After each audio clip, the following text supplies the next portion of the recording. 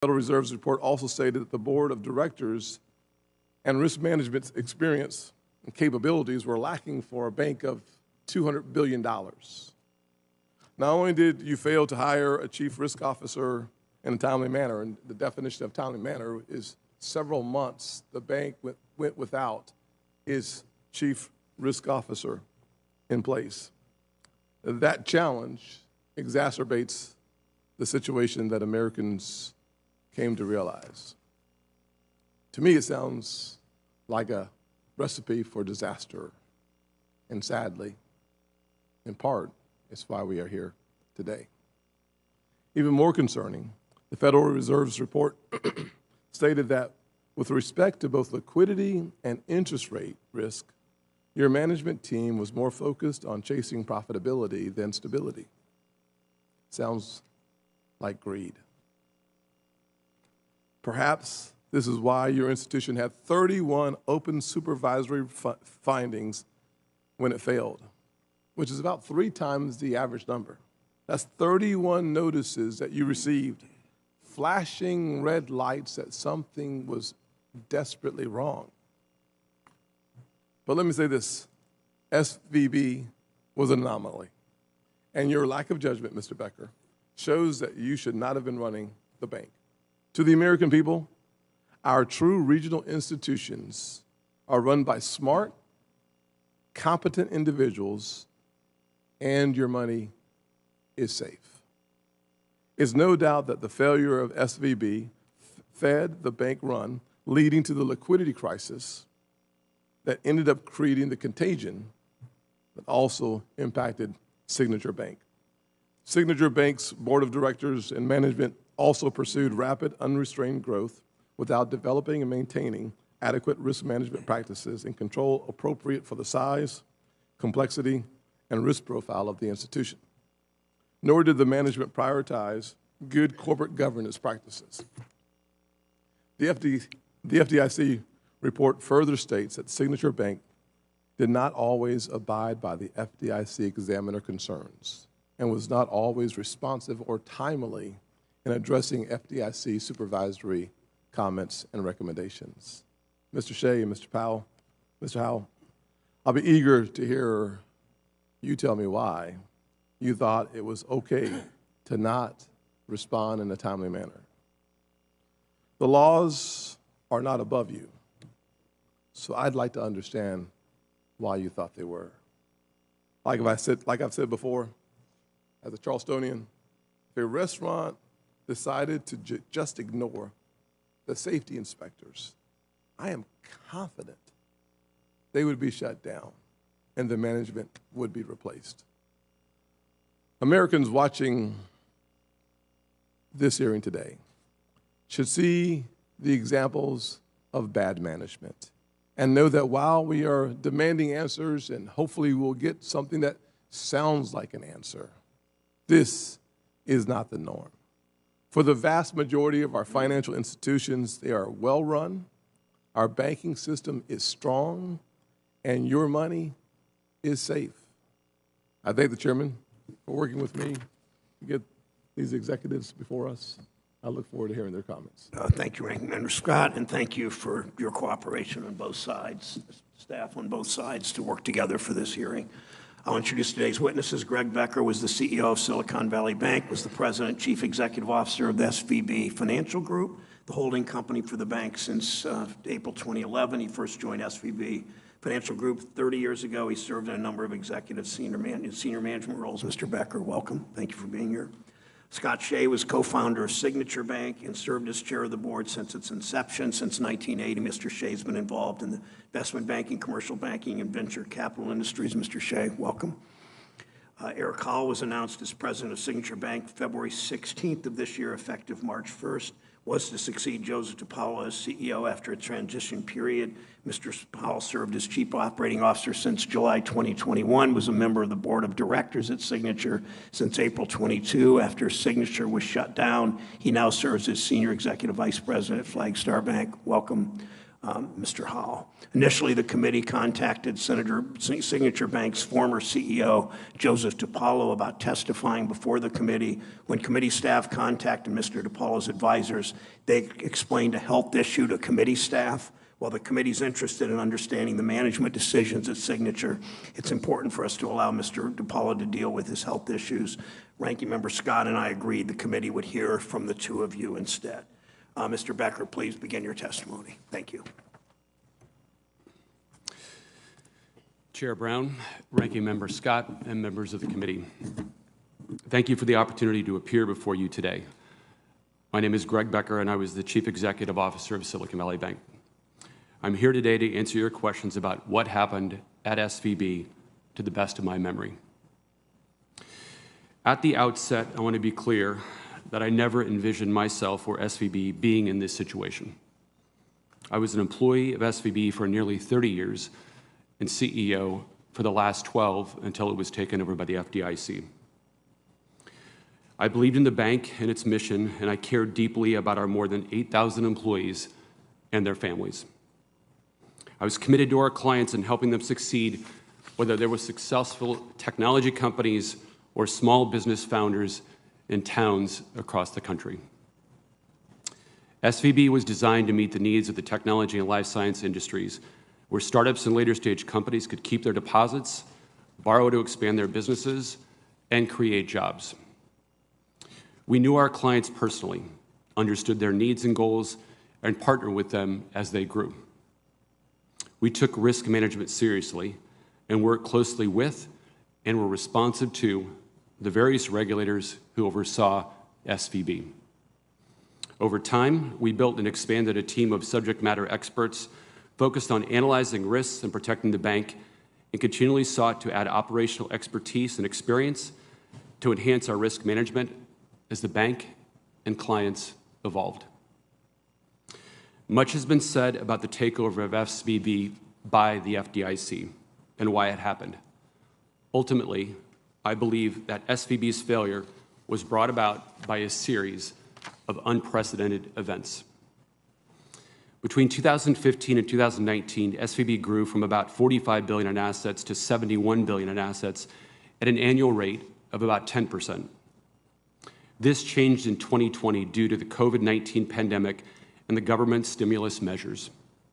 With near zero interest rates and the largest government-sponsored economic stimulus in history, more than $5 trillion of new deposits flooded into commercial banks. By the end of 2020, SVB had grown 63% over the prior year.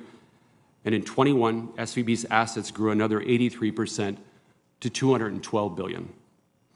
To support this growth, SVB raised more than $8 billion of new capital in 2021.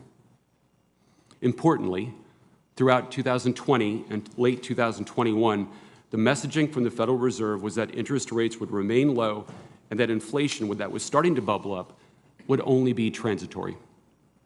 During this time, SVB invested in low-risk, highly rated government-backed securities.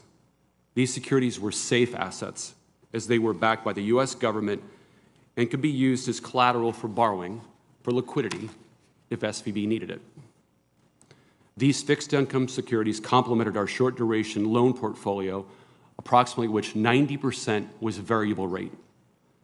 In fact, other U.S. banks collectively invested nearly $2.3 trillion of their securities portfolios in this low-yield environment created by the Federal Reserve. To account for changing market conditions, namely higher interest rates for longer, on March 8th, we sold SVB's available-for-sale securities portfolio in a planned capital raise. Unexpectedly, on the same day, Silvergate Bank announced its intent to voluntarily wind down and liquidate, and depositors triggered a bank run. Despite stark differences in our business models, news reports and investors wrongly lumped SVB and Silvergate together. Rumors and misconceptions quickly spread online, culminating on March 9th with the first ever social media bank run, leading to $42 billion in deposits being withdrawn from SVB in 10 hours, or roughly $1 million every second. Over 2 days, approximately 80% of total deposits were requested to be removed from SVB. To put the unprecedented velocity of this bank run in context, the previous largest bank run in U.S. history was $19 billion in deposits over 16 days. In the face of these unprecedented events, the leadership team and I made the best decisions we could with the facts and forecasts available to us at the time in the best interests of SVB, to employees, and to clients. I worked at a place I truly loved, alongside our dedicated employees, to support our clients who were innovating in astonishing ways. I believe that SVB had a positive impact on the roughly 100,000 companies we supported over multiple decades. The takeover of SVB has been personally and professionally devastating, and I'm truly sorry for how this has impacted SVB's employees, our clients, and our shareholders. And I hope that I can provide insights that will help this committee and the American public better understand what happened. Thank you. I'm sorry. If you proceed, Mr. Shea, thank you. Chairman Brown, Ranking Member Scott, and members of the committee, thank you for the opportunity to be here to discuss Signature Bank and my role as chairman of the board. In 2000, I co-founded Signature Bank. At the time, the banking industry was experiencing many mergers, and many big banks were not serving the needs of middle market customers. I felt that a mid-sized bank would provide an important commercial service to businesses that preferred a smaller, more personal banking experience. Signature Bank followed a single point of contact approach, in which the bank's clients' teams personally served the needs of small and medium-sized businesses. Our bank had a diverse group of clients, including industrial companies, commercial real estate firms, healthcare providers, professional service firms, nonprofits, and many others. We placed a priority on providing financing to affordable housing providers in low and moderate income areas, and did so for many years. Through the hard work and dedication of our employees, we went from a small bank with $40 million of startup funds to a successful middle market bank with more than $100 billion in deposits. We were a solid and thriving bank that played an important role in our clients' businesses, and I was enormously proud of our success. In 2018, we began accepting deposits from businesses in the digital asset sector. I supported this effort because I believed that the digital assets payment systems can make financial transactions faster, easier, and cheaper, with funds moving from place to place in minutes rather than hours or days, and at a much lower cost than traditional payment systems. I was not alone in my enthusiasm for digital assets. Over the years, many other banks and financial institutions and money managers have entered the market for digital assets, and governments, both state and federal, have expressed support as well. As with other parts of Signature Bank's business, digital deposits grew over time. Nonetheless, because this was a relatively new sector, Signature Bank carefully monitored the business in an effort to ensure that clients met our internal standards, including for compliance with anti-money laundering laws. We also limited the kind of business we would do. Signature Bank's digital business was focused on accepting U.S. dollar deposits from businesses in the sector. Additionally, I publicly supported increased government regulation of the digital asset sector in order to ensure that businesses operating within the sector had regulatory oversight. In the latter part of 2022, the digital asset sector experienced increased volatility, and regulators expressed concerns. Signature Bank took these developments seriously, and in just a few months, significantly reduced its digital asset deposits. Unfortunately, a series of truly extraordinary and unprecedented events unfolded quickly. On March 7th, the bank with strong ties to the digital asset sector announced it was going out of business, and 3 days later, a second bank, Silicon Valley Bank, was seized by regulators. And then, within just a few hours, our depositors withdrew $16 billion from the bank. Nonetheless, I was confident that Signature Bank could withstand the economic earthquake that occurred that day. The bank was well capitalized. The bank was solvent. Indeed, it was always solvent, with assets well in excess of liabilities, even at the very end. And the bank had a well-defined and solid plan to continue in operation and withstand additional withdrawals. Although I believe the bank was in a strong position to weather its storm, regulators evidently saw things differently. On Sunday, March 12th, regulators seized Signature Bank. Although I disagreed with this decision, I recognize the important role that bank regulators play in our financial system. My first priority in helping to build Signature Bank was to provide excellent service to our customers. I was therefore pleased that the government guaranteed the full amount of our customers' deposits. Helping build a bank that for 22 years played an important role in the middle market sector of our economy was the pinnacle of my professional life. For that reason, March 12, 2023 was a devastating day for me. Thank you, Mr. Shea. Mr. Howell, thank you for joining us. Good morning, Chairman Brown, Ranking Member Scott, and members of the committee. I grew up in Orange County, New York. After graduating high school, I worked to pay tuition while attending the State University of New York at Albany. It was there that I met my wife, Amy. After graduation, I entered the banking industry, first working at Republic National Bank as a staff auditor. I worked in various positions at Republic for nearly 8 years and joined Signature Bank in 2000. At Signature, I started as the bank's controller, and through years of hard work, rose through its ranks. I later served as the bank's chief financial officer for several years and was promoted to a position in corporate and business development.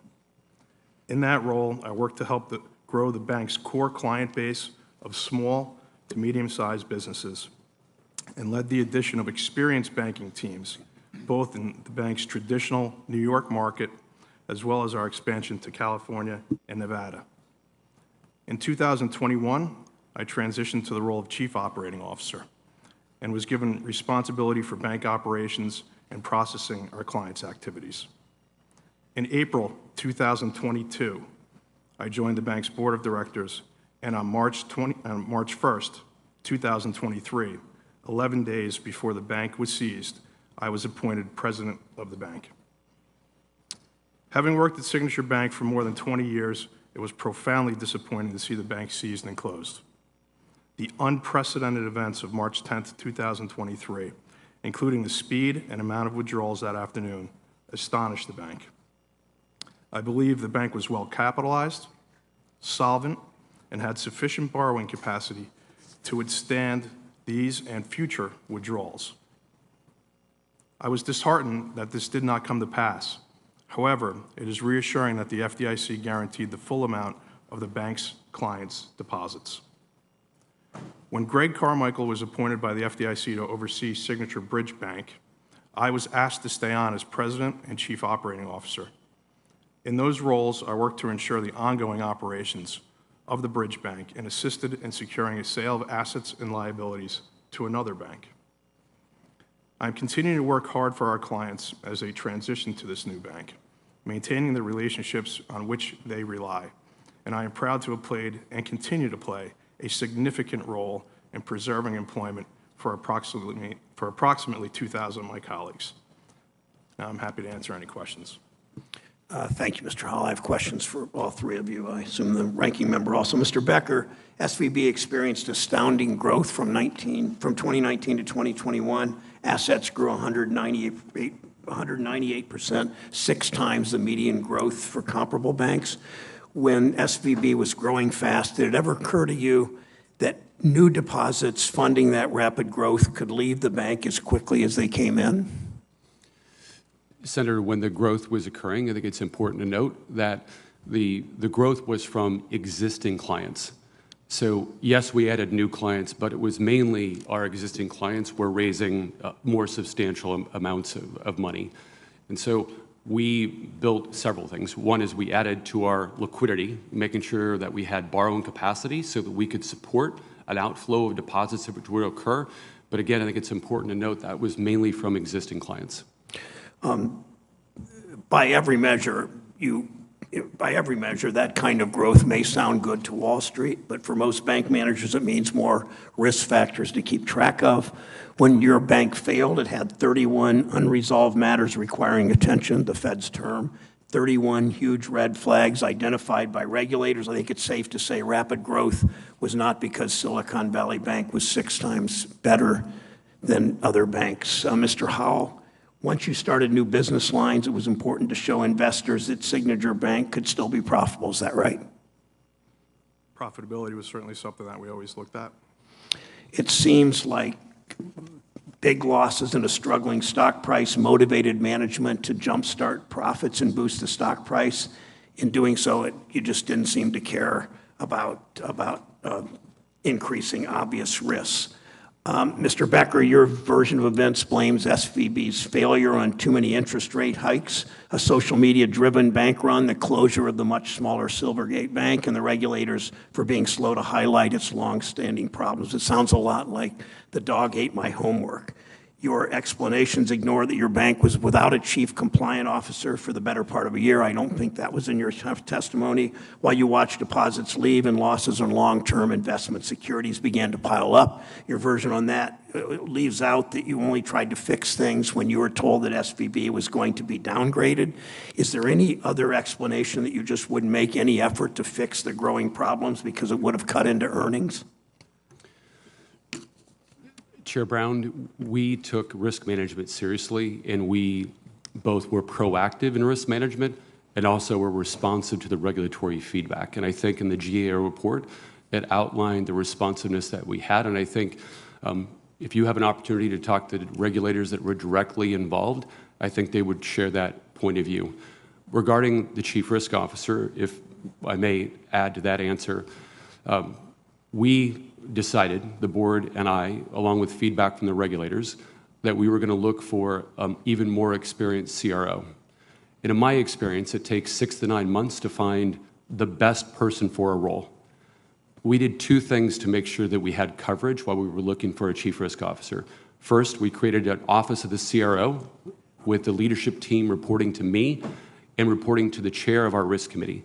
And secondly, we kept our chief risk officer on board as a consultant through October 1 to make sure there were no gaps during that period of time. Mr. Shea, one of Signature Bank's fatal flaws was a concentrated depositor base that made it susceptible to a bank run. FDIC and New York banking regulators identified this as a problem. Signature Bank management assured them the bank's relationships and dedicated customer service would make customers less likely to flee. In the end, you bet on the hope that customers really valued that relationship, ignoring common sense risk management. The bank ended up with an extraordinary level of client concentration. The numbers, frankly, are hard to believe. 60 clients held 40% of total deposits, 4 depositors accounting for 14% of total deposits. Did you need that kind of concentration to make quick profits, Mr. Shea? The bank took steps to offset and ameliorate the concentration of uninsured depositors. The bank set aside an internal allocation of liquidity in order to offset or in order to provide an internal collateral measure of maintaining high-quality assets against uninsured deposits. In addition, the bank endeavored to diversify its deposit portfolio mix and maintain liquidity availability to offset those higher concentrations of assets. Thank you, Senator Scott. Thank you, Mr. Chairman. Mr. Becker, you said you took risk management seriously. It's hard to believe that comment as it relates to the uniqueness of your bank. Your bank had about 90% of its deposits uninsured. If you're taking risk management seriously, as you grow from $50 billion to over $200 billion in a very short period of time, as a guy who ran a couple of businesses that went from 0 to several thousand clients, the one thing I had to do was figure out how to get out of my business so I could work on my business. When you're the CEO, you're working in the business. It's very challenging to see your own blind spots. You actually need a board and the ability to step out of your role and look on your overall organization to come to a conclusion, where is the risk? And when your bank is such an anomaly in an industry where 90+% of your deposits were uninsured, how did you see that risk and then not respond to it? When you're a $50 billion bank, you don't have to worry about the stress tests. When you hit to $200 billion, you should be constantly aware of what a stress test looks like and how do you pass that test. And so it's hard for me to appreciate that you're taking risk seriously when, in fact, the anomaly itself should have triggered a different type of stress test in your own mind, in your board's perspective as well. So walk me through how you missed that, because that is core to what our nation has experienced in now having serious doubts about our banking system. Senator, if I can make a few points. One is on the level of uninsured deposits. I've been at the bank, or was at the bank, for 30 years, and in my history, our clients have always had substantial amounts of cash. That's just the profile. So that's not something that happened in the last 3 years, 4 years, or 5 years. It's always been that way. So we tended to have, and I think the ratings that were given to us by the regulators would show that we had substantial amounts of liquidity. But that's good. Let me ask you this question, Ms. Becker. If you look back 20 years ago, what was the uninsured deposits 20 years ago, 15 years ago? Senator, to my recollection, the deposits were always, uninsured deposits were always roughly between 85 and 90% of our balance sheet. And the growth from 50 billion to 200 billion with that level of uninsured deposits did not trigger, or something could be different at all? So let me add this to it. So one of the things we have to do is learn to look outside of our industries for the anomalies that we may see within our industry. So when you see Reddit and GameStop having the type of fluctuation that leads to massive increase in value and then precipitous drop, looking around the world of technology and seeing that things are happening, how'd you factor all that in, or did you factor it in? So, Senator, I think about it a couple different ways. One is our capital levels, and then our liquidity levels, and then just the advice and the expertise that we bring on board from other areas. That would be on the board, that would be on additional management team members, and then finally, kind of the last line of defense I would think about it would be the regulators. And so when I looked at the capital, and we included that in the written testimony, our capital levels, and I think there's questions about capital. And I don't have any questions about capital as it relates to what happened. I have questions about liquidity, because capital really wasn't the challenge that you faced. You had a concern and an issue that, of course, manifested itself in liquidity risk because of 10 consistently increasing interest rates hikes that made your liquidity crunch a real challenge. So look at it from just the liquidity perspective. Yeah, so to address that, and I'm just going to speak from 2021 all the way to the end of 2022, we increased the liquidity, and as I think about it, it's both the cash that you have and your borrowing capacity 300%. So at the end of the year, we had borrowing capacity of $69 billion, plus the cash that we had. You basically had liquidity of roughly $80 billion at the end of the year. And so, again, as we looked at liquidity overall, relative to the size of bank we were, we certainly felt that we had ample liquidity, and were able to, even with the fastest bank run in history, 41 of the $42 billion of deposit outflows that day, that Thursday, were covered by SVB. And we could have handled even more. We were moving collateral from the Federal Home Loan Bank to the Federal Reserve. So the ability to cover that amount of liquidity, or that amount of outflow, we certainly felt showed that we had ample liquidity. It's the unprecedented event, the fastest bank run in history. From our standpoint, that was the anomaly.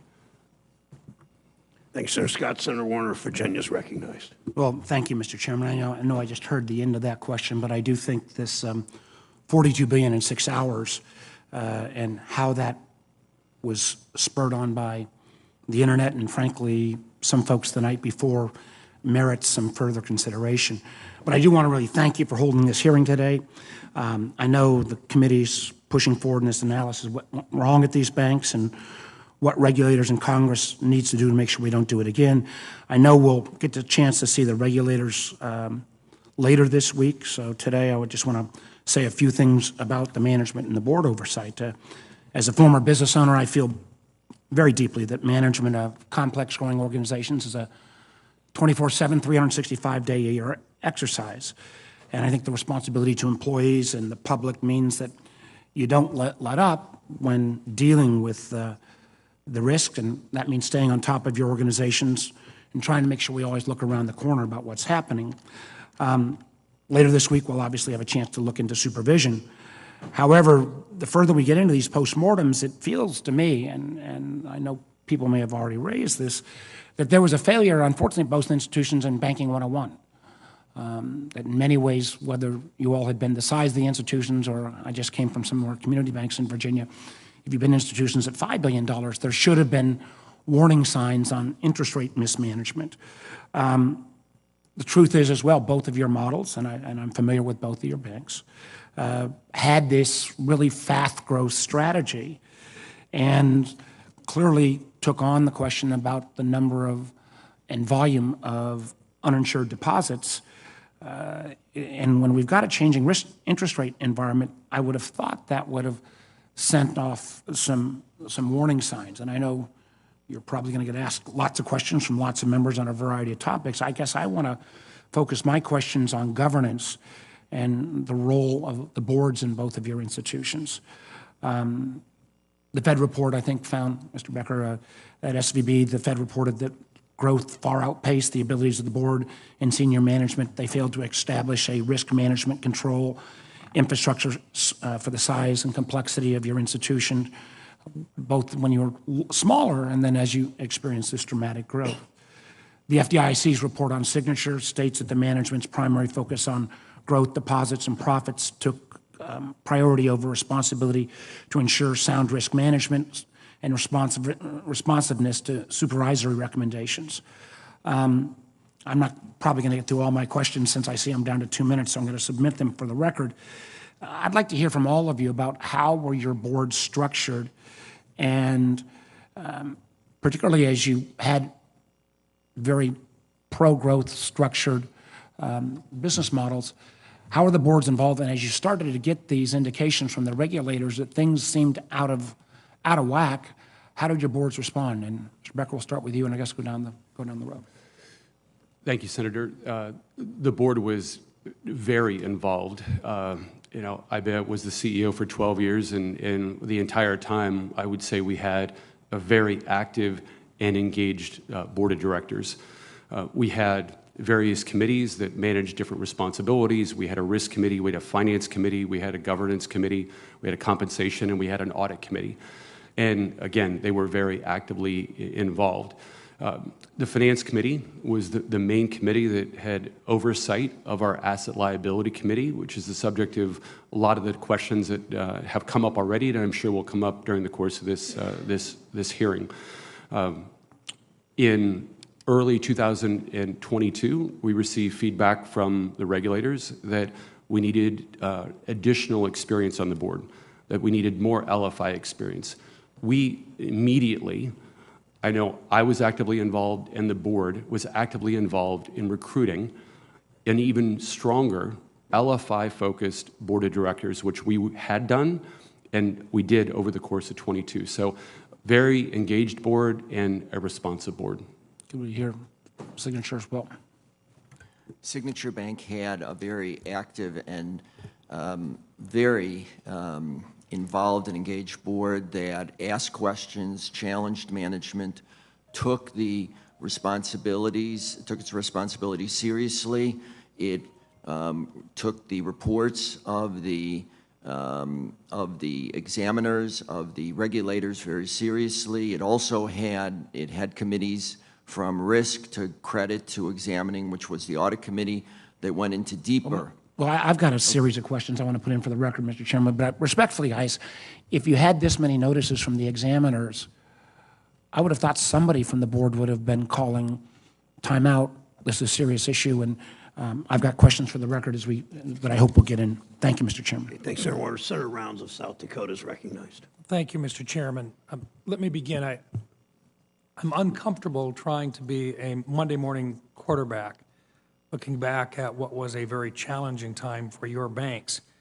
And yet, as part of the due diligence that we're responsible for providing and the look back and the oversight, we're looking not just at what would have appeared to be a failure by management, but by the boards as well, and also a look at the regulators and how they responded.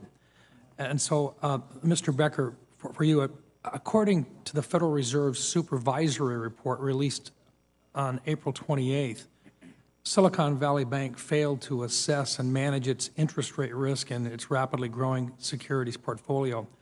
SVB had breached its long-term interest rate risk limits on and off since 2017 because of the structural mismatch between long-duration securities and short-duration deposits. Over the same period, SVB also removed interest rate hedges that would have protected against rising interest rates. Essentially, when rising interest rates threatened profits and reduced the value of its securities, the management at SVB took steps to maintain the short-term profits rather than effectively manage the underlying balance sheet risks. Now, I had never heard of the term of it being considered a banking 101 discussion with regard to managing the interest rate risks, and yet both community banks, regional banks, and even the larger banks that I've spoken to that have been involved in South Dakota activities all had the same point of view, that this was a banking 101 issue. Could you just share with us the decision to stop hedging interest rate risk? That tool had been utilized by the bank, and yet you decided to stop it at a time in which it really probably could have assisted you in weathering the storm. Senator, as I outlined in my written testimony, the specific decisions around hedges and investments were done by our ALCO committee and executed by our Treasury team. I don't have access to my documents when I was terminated on March 12th. I haven't been given access to that information, so I don't have access to that. But to answer it as best I can, when I think of the interest rate risk management, there's kind of two parts to it. One is the liquidity risk and then interest rates overall. And as the Federal Reserve said in their findings, we had findings from November of 21. And part of the story that, again, was told is that we didn't respond to them. And again, to my recollection, the feedback that I had directly from our internal audit, the feedback I heard directly from our chief financial officer is that most of those, not all, but most of those were resolved by the middle of 22. So the feedback. May I just Sure. But in May of 2022, the Federal Reserve issued 3 governance MRIAs, matters requiring immediate attention, which required a remediation plan by August 31st of 2022, and that may be what you're speaking of. Did SVB actually submit the remediation plan that was required by the regulators? Did you actually submit that to the regulators by the stated due date? Yes, we did, Senator. Did the examiners then at the Federal Reserve view your proposed corrective actions as satisfactory? And if not, what feedback did you receive? Senator, to the best of my memory, we submitted our response, as you do when you have a requirement to be responsive to the regulators. And my recollection is we were still waiting on the specific feedback from the regulators. Were you expecting there to be an enforcement action at that point? My recollection is actually at the January board meeting, and just shortly thereafter, the feedback from the regulators is that we were expecting an enforcement action, a memorandum of understanding, which we acted on immediately. That's all the way back in January. The reason why I ask is because in November of 2022, the Federal Reserve issued an MRA, matter requiring attention for SVP's interest rate risk. The supervisory findings stated that the firm's interest rate risk simulations were unreliable and gave a false sense of safety in a rising rate environment and masked the need to take actions earlier in the rate cycle. examiners requiring corrective action by June 30th of 2023. I'm just curious, the fact that they'd identified the deficiencies, they gave you an MRIA, and then an MRA, but they didn't expect you to respond until 2023. Did that somehow suggest that they were relaxing their concerns? Is that the way that the bank saw this when they received this additional follow-up from the regulators?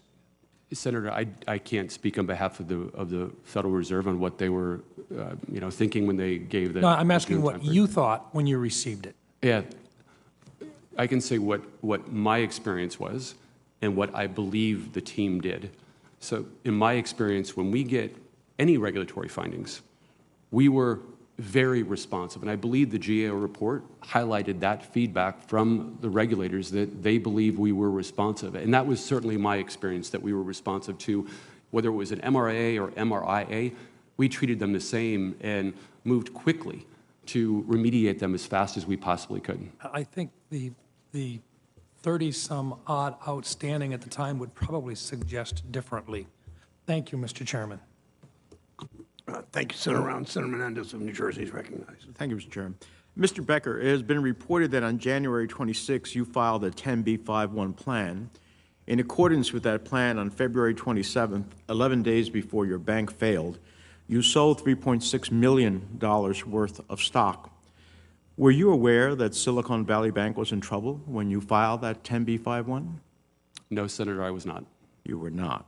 In your written testimony, you claim that when you crafted your plan, you believe you were, quote, not in possession of any material, non-public information at that time, close quote. However, in the past 2 years, the Federal Reserve issued not one, not two, but 30 supervisory findings which identified issues in areas like risk management, board effectiveness, and interest rate simulation and modeling, all of which directly contributed to the bank's collapse. These findings were not publicly available. All of this happened in a 2-year span when you and other executives sold $84 million of SVB stock. So, Mr. Becker, do you think supervisory warnings about your firm's risk management and governance are material information? Senator, I completely understand the question. The regulatory findings are either private and confidential, or the regulators can choose to make a public enforcement action, which they chose not to do. The question is not what is that process. The question is they decided not to make it public. You had material information. The question is that material information or not? I didn't believe it was, sir. You didn't believe it was. 30 different supervisory findings, all of which are elements of the collapse of the bank, and you didn't believe those were material findings. Maybe you can understand why a shareholder or observer on the outside might think differently. Let me ask you this. In January of 2023, your firm's compensation committee approved cash and stock bonuses to executives and employees for their performance in 2022. According to public reporting, those bonuses were paid on March the 10th, mere hours before regulators seized the bank. Do you believe you and your colleagues earned the bonuses paid on March 10th? Yes or no? Senator, those bonuses were predetermined on a predetermined date, which I was not familiar with when those were going to be paid. Do you think those bonuses reflected strong, healthy performance for you and SVP? Senator, those bonuses were determined, at least for the executive team, by the board and by the independent compensation committee. Do you intend to return any of the bonuses you received? Yes or no? Senator, I'm going to cooperate with the regulators as they go through the process to look at that specific area.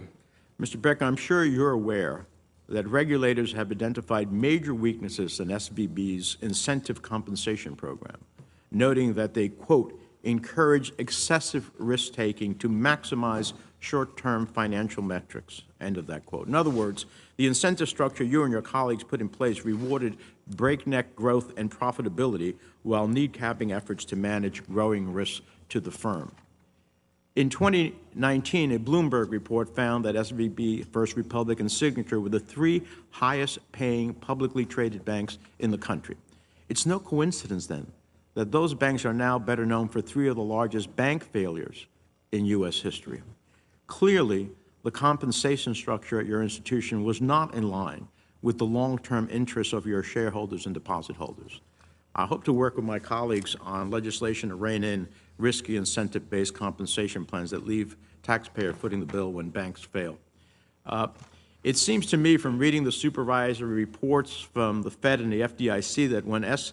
2155 passed and supervisory requirements on mid-sized banks were relaxed, both SVB and Signature saw that as a green light to rapidly expand without ensuring their risk management and corporate governance practices would keep up. So, Mr. Shea, a simple yes or no, is there a difference between the risk management and corporate governance needs of a $43 billion bank and a $110 billion bank? Could you put your microphone on? Yes, and at all times I advocated for measured and different regulation for banks. So I didn't think that a $51 billion bank should be regulated the same way as a $2 trillion I'm bank. glad to hear you say that now because it's too little too late. According to the FDIC, Signature's management, quote, pursued rapid, unrestrained growth without developing and maintaining adequate risk management practices and controls appropriate for the size, complexity, and risk profile of the institution. Now, as I sit here, I hear you testify all collectively that you did everything right. Something happened because the banks failed. Thank you, Mr. Chairman. Senator Kennedy of Louisiana is recognized. Thank you, Mr. Chairman, and thank you, gentlemen, for being here. Mr. Becker, when interest rates go up, the price of government bonds, especially long-term, long-maturity government bonds, goes down, doesn't it? Yes. And you don't have to be Einstein's cousin to know that, do you? No, you don't. Okay. Now, your bank had 55% of its assets invested in government bonds, didn't it? Roughly, yes. And the Federal Reserve raised interest rates, didn't it? Yes, it did. And the value of your assets went down dramatically, didn't they? Yes, it did. Okay. And you didn't have hedges, did you? Senator, as previously mentioned, the decision around hedges was made by our Asset Liability Committee. Mr. Becker, you were the CEO of the bank. You didn't have hedges, did you? Senator, there were hedges that were put in place, but I don't recall the details around when they were put in place. You're the CEO, and you had 55% of your assets in government bonds, and you don't know whether you were hedged or not? Senator, as previously mentioned, I don't have access to my SVB documents, so Well, I don't I the know details. that, and I wasn't CEO. You weren't hedged. Now, if you'd bought those hedges, that would have cut into your profits, wouldn't it? Senator, I don't know the details of the decisions that the team were evaluating. But if you bought a hedge, the hedge cost money, and it would have decreased your profits, wouldn't it? Do hedges cost money? Yes, they do.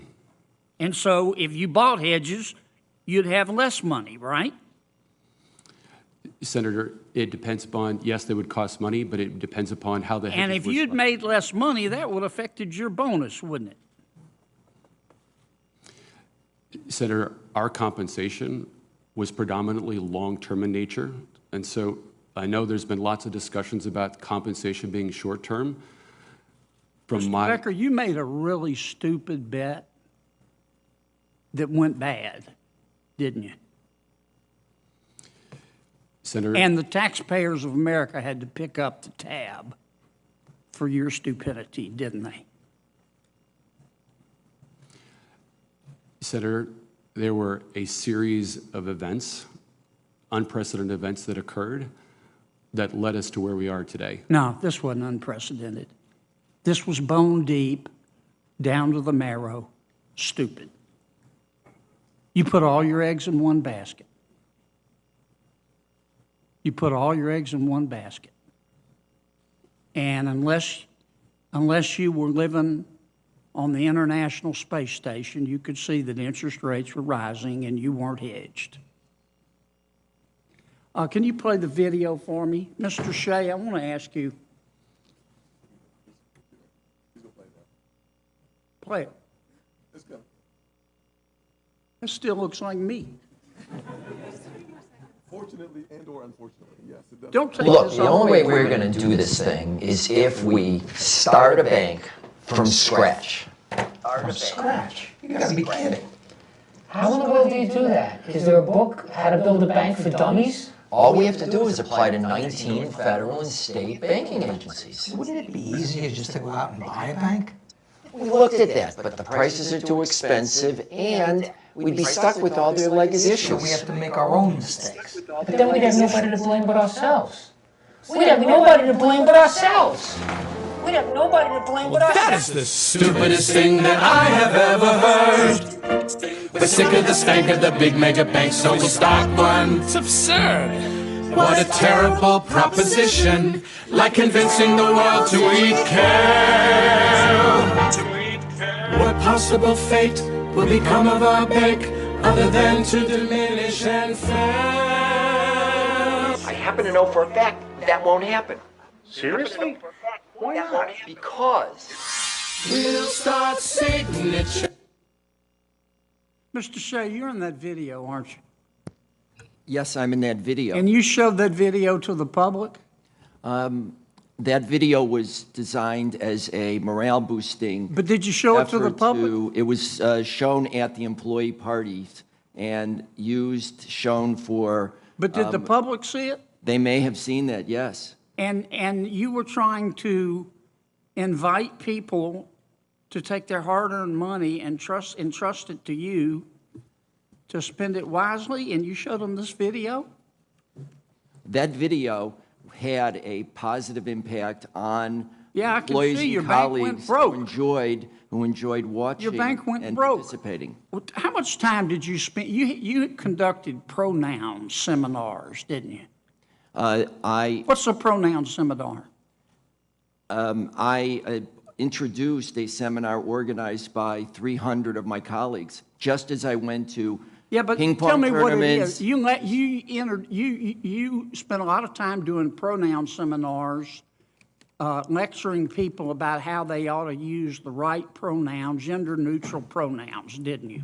I actually spent no time beyond introducing that Well, I seminar. could show the seminars, but I won't do it. I was. What did that have? Senator Kennedy, your time has expired. Senator Reed from Rhode Island.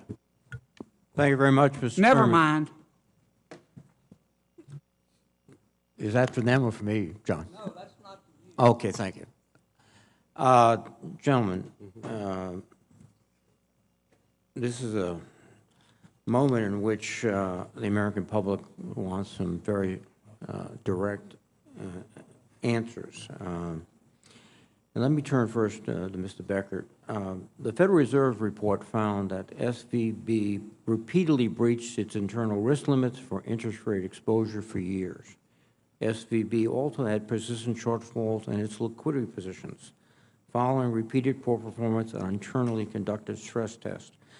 Mr. Becker, did you know about these breaches and shortfalls?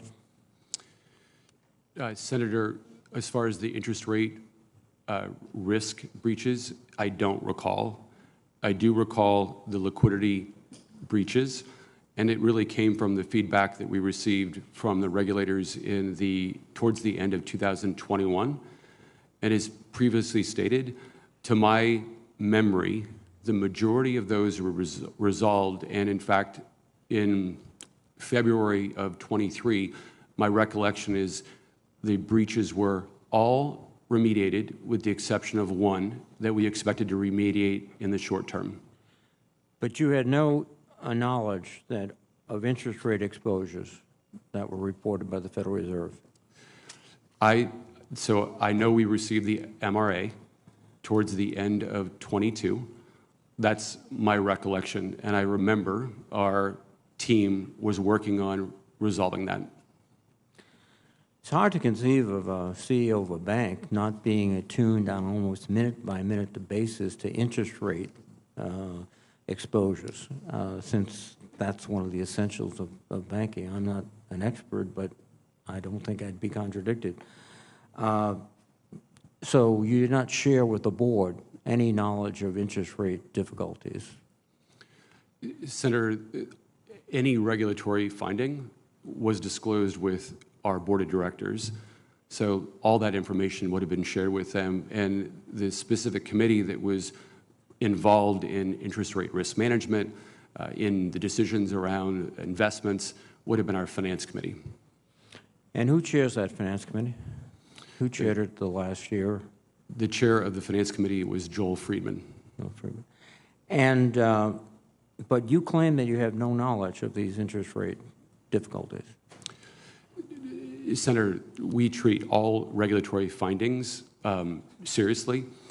That was a matter requiring attention, which is at the lowest level of feedback that we would receive. And yes, we were in the middle of addressing it, but from our standpoint, it was, again, at the lowest level of feedback.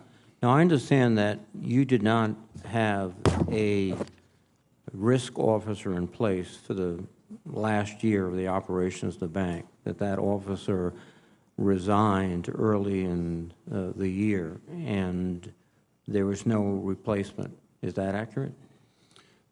Senator, it was a mutual decision for the CRO to leave the organization in April, and we covered that in two ways. One is by putting together an office of the CRO, which had the leadership team of risk management reporting into me, as well as the chair of our risk committee. We kept our chief risk officer on board as a consultant in case questions came up to make sure we didn't have any gaps during that period of time. We hired our new chief risk officer in October of '22, and she started in December. Was the focus of the disagreements the fact that the risk officer was warning you of the dangers that you were deliberately running, and as a result, you wanted that person to be removed from the bank, and that the consultant fee is a convenient way to pay someone to go away? Senator, the feedback on making a change with the chief risk officer was actually from our regulators and from our board of directors. And so, no, from my perspective, that was not the reason behind it. Well, it just seems that for a whole year almost preceding the collapse of the bank, you had an ad hoc risk organization when you were facing serious challenges, which have been identified here in terms of your assets, in terms of your uninsured deposits, in terms of a host of things. And so it gives the impression that there was not a lot of sensitivity or interest in facing the problems that you faced. And consequently, the U.S. government had to bail out you and many of your shareholders, and that can't happen again. Thank you. Thanks, Senator Reid. Senator Haggerty of Tennessee is recognized. Thank you, Mr. Chairman. Ranking Member, appreciate you holding this hearing. Mr. Becker, I'd like to start with you and turn the conversation to what seems to be an apparent failure of supervision by the San Francisco Fed. I'd like to break my questions with you up before the receivership took place and then what happened in the days that followed that. First, just to dimension your relationship, how frequently did you meet with the San Francisco Fed supervisors? I met personally with the San Francisco Fed, members of the San Francisco Fed supervision team, roughly monthly, and in some months it was even more frequent than that. How large was the team that they had dedicated to SVB? I would estimate the team was around 15, I believe, is what was quoted by the Federal Reserve. Were they working on site and in person, or were they working remotely? My meetings that I had were mostly remote, and that really was a carryover from the pandemic and the remote work that took place, and the fact that SVB had a hybrid structure, so we were working mostly remotely as well. What about in the weeks and the days leading up to the receivership? Did anything change with respect to on-site, in-person supervision? Senator, I guess one point to make is that happened so fast. So really, the bank run started to occur on Thursday, And then that was the day. Let me turn another question. What kind of communications that you had from the San Francisco Fed? I'm really interested in the balance between communications regarding interest rate risk, maturity risk, versus other risks like climate risk. You share with me the balance of those communications? Senator, the vast majority, 95, 98%, maybe even 99% of the discussions we had were what I would say would be traditional fundamental risk. It is governance, controls, liquidity, capital. That would include climate risks. Senator, I don't recall with the supervisory team that we had directly where we spent time. I don't recall spending any time. I know you were on the board of the San Francisco Fed. I just found it interesting that they're writing about climate risk, but they don't have any expertise doing that. Let's turn to what happened after the receivership took place. I actually was in California, and I visited your headquarters that weekend. I expected to see a parking lot full of cars, people working around the clock, doing everything they could to try to help the FDIC manage this auction process, to deliver the best possible result for taxpayers given where we were at that point in time that weekend. There were no cars in the parking lot. And that prompts a question from your testimony. You said that you made, quote, every effort to, quote, minimize or eliminate any losses that might result from the FDIC's takeover of SVB, including, quote, seeking to engage potential acquirers before you were let go Sunday, the 12th of March. Just to give me a simple answer, yes or no, were you substantively involved in helping the FDIC navigate the sale process? Senator, the FDIC took over SVB on that Friday, March 10th.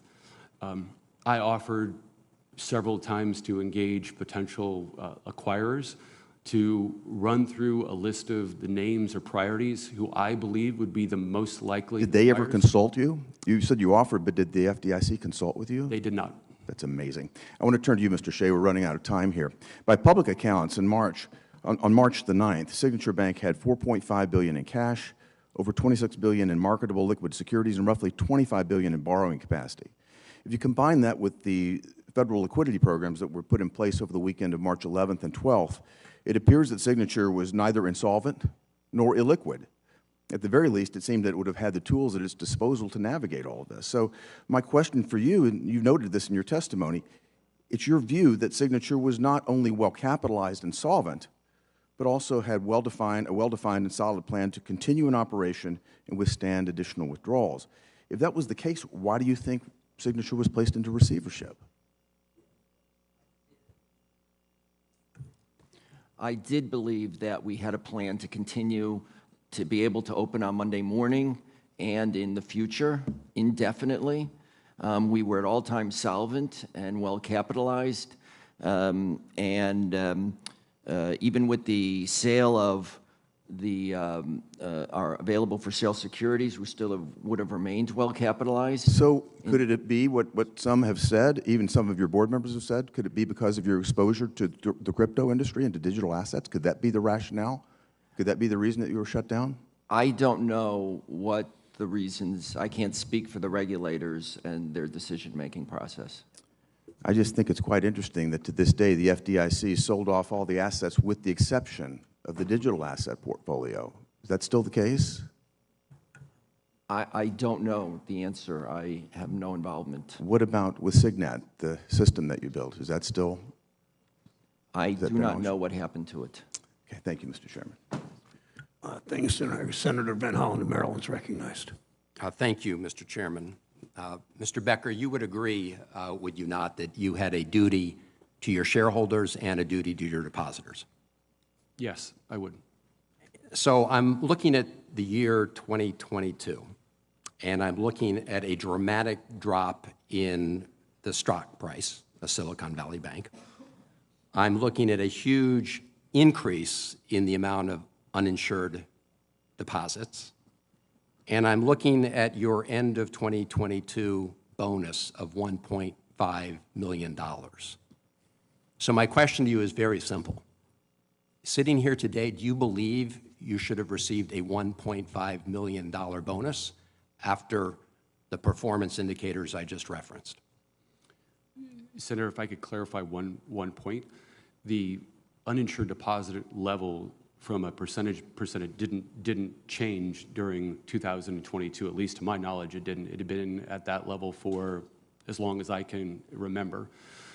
As far as the compensation, that was determined by the board of directors, signed off by the board of directors based on the performance, their evaluation of that performance in 2022.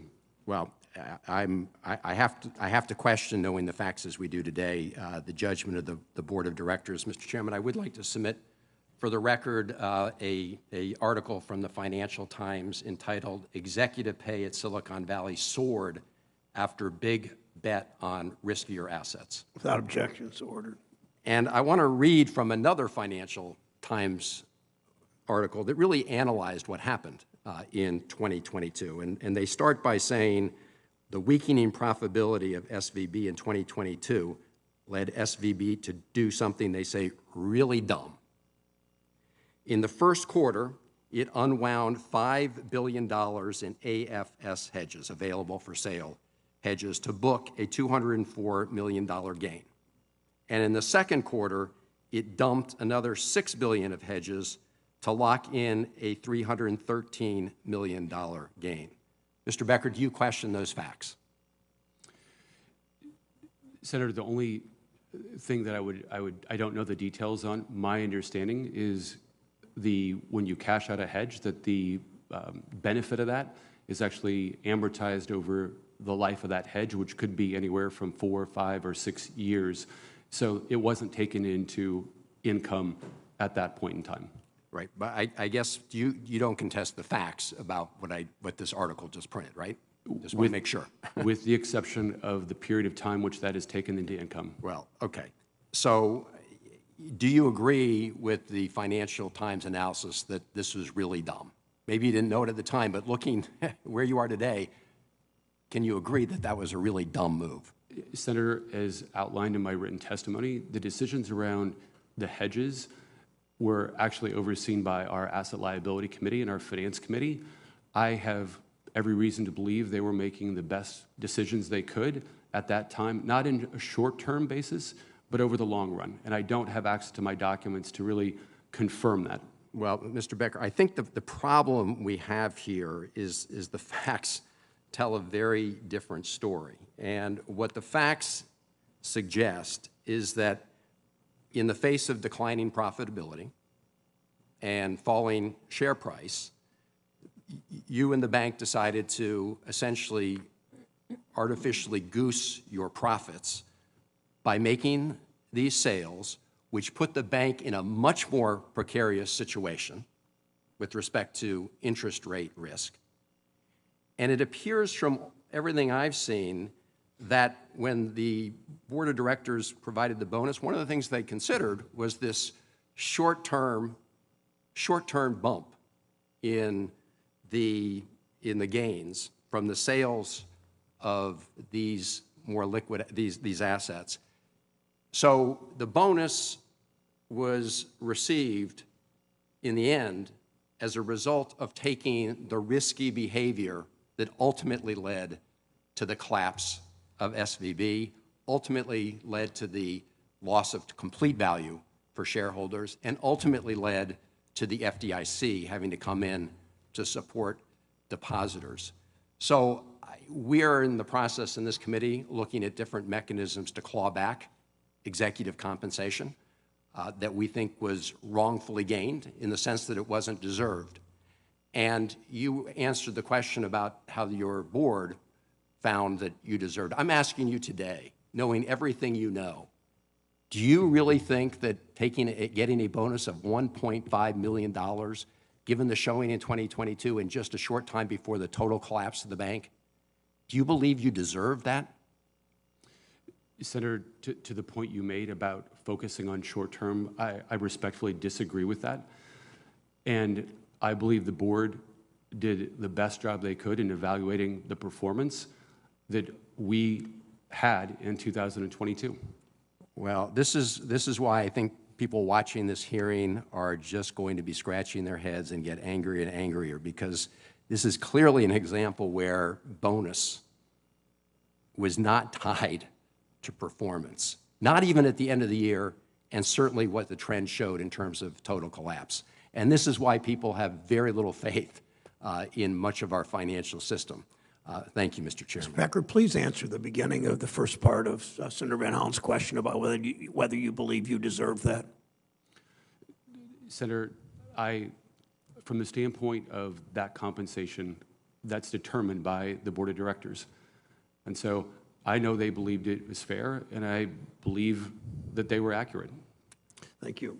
Senator Tillis from North Carolina is recognized. Thank you, Mr. Chair. Gentlemen, thank you for being here. Mr. Becker, I wanted to ask you a question. First off, for people watching this may not know the abbreviations, matters requiring attention or matters requiring immediate attention means that a supervisor has identified an area of risk that's unchecked.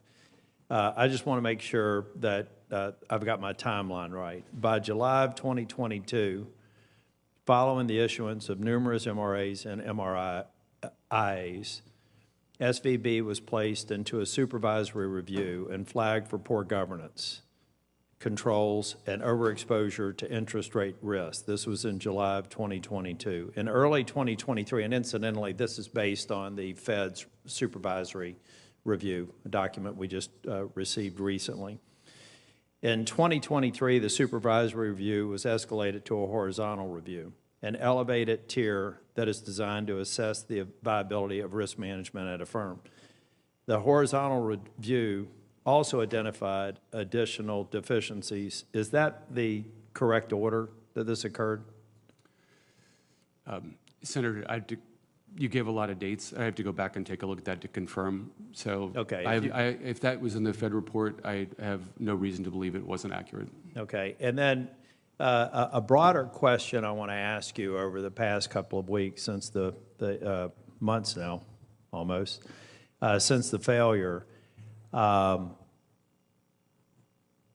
argument here has been all the management was incompetent, it was a management failure, or the other end of the spectrum, all the supervisors were incompetent, it was a supervisory failure. I kind of fit somewhere in the middle, saying that there were actions. I look at these MRAs and MRIAs.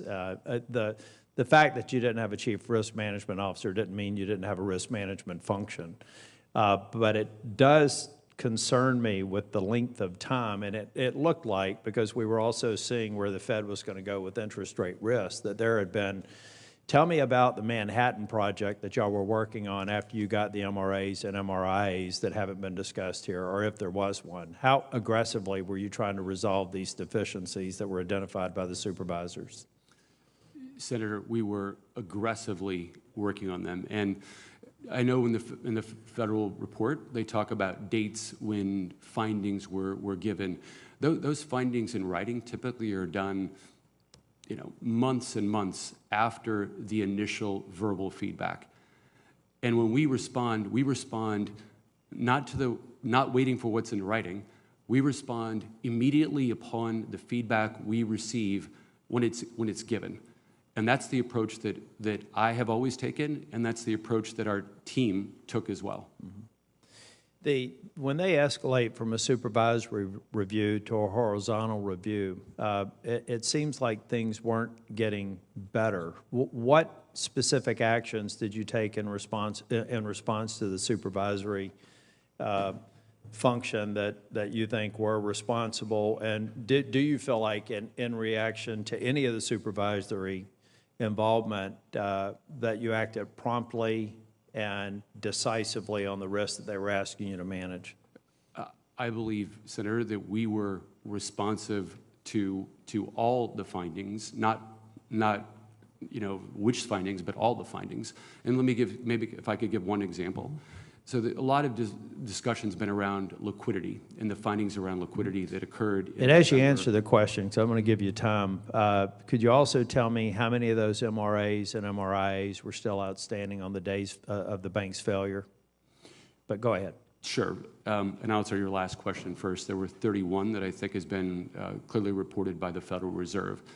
The ones that specifically related to liquidity risks that actually were given in roughly November of 21, they were immediately reacted to by our CFO, by our Treasury team, and overseen by our ALCO committee and our finance committee of the board of directors. And to my memory, by the middle of 22, the vast majority of those findings had already been remediated.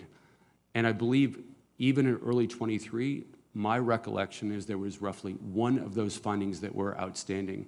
So the team, again, from my standpoint, was very responsive to the regulatory feedback, specifically in the area of liquidity. Overall they were, but specifically in the area of liquidity. Thank you, Mr. Chair. Thanks, until Senator Warren of Massachusetts is recognized. Thank you, Mr. Chairman, for holding this hearing. You know, the last time this committee received testimony from Mr. Becker, the CEO of Silicon Valley Bank, he was lobbying Congress, us, to do away with the Dodd-Frank rules designed to protect our nation's banking system.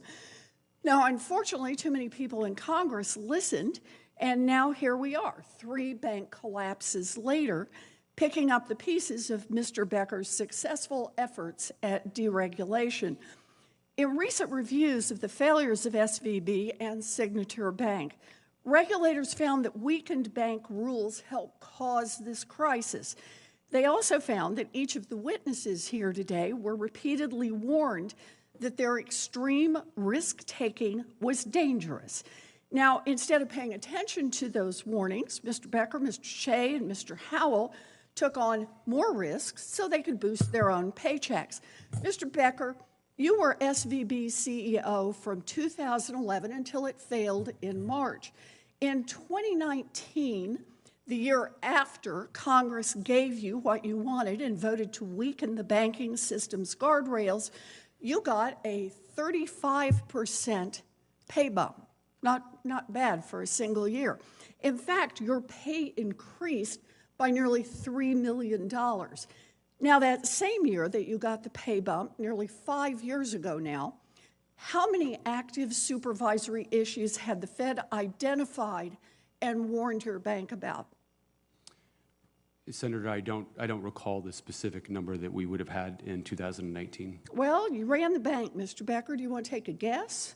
1, 2, a dozen? I would guess it would be in the 10 to 15. Well, 17. Same year, you got a $10 million paycheck.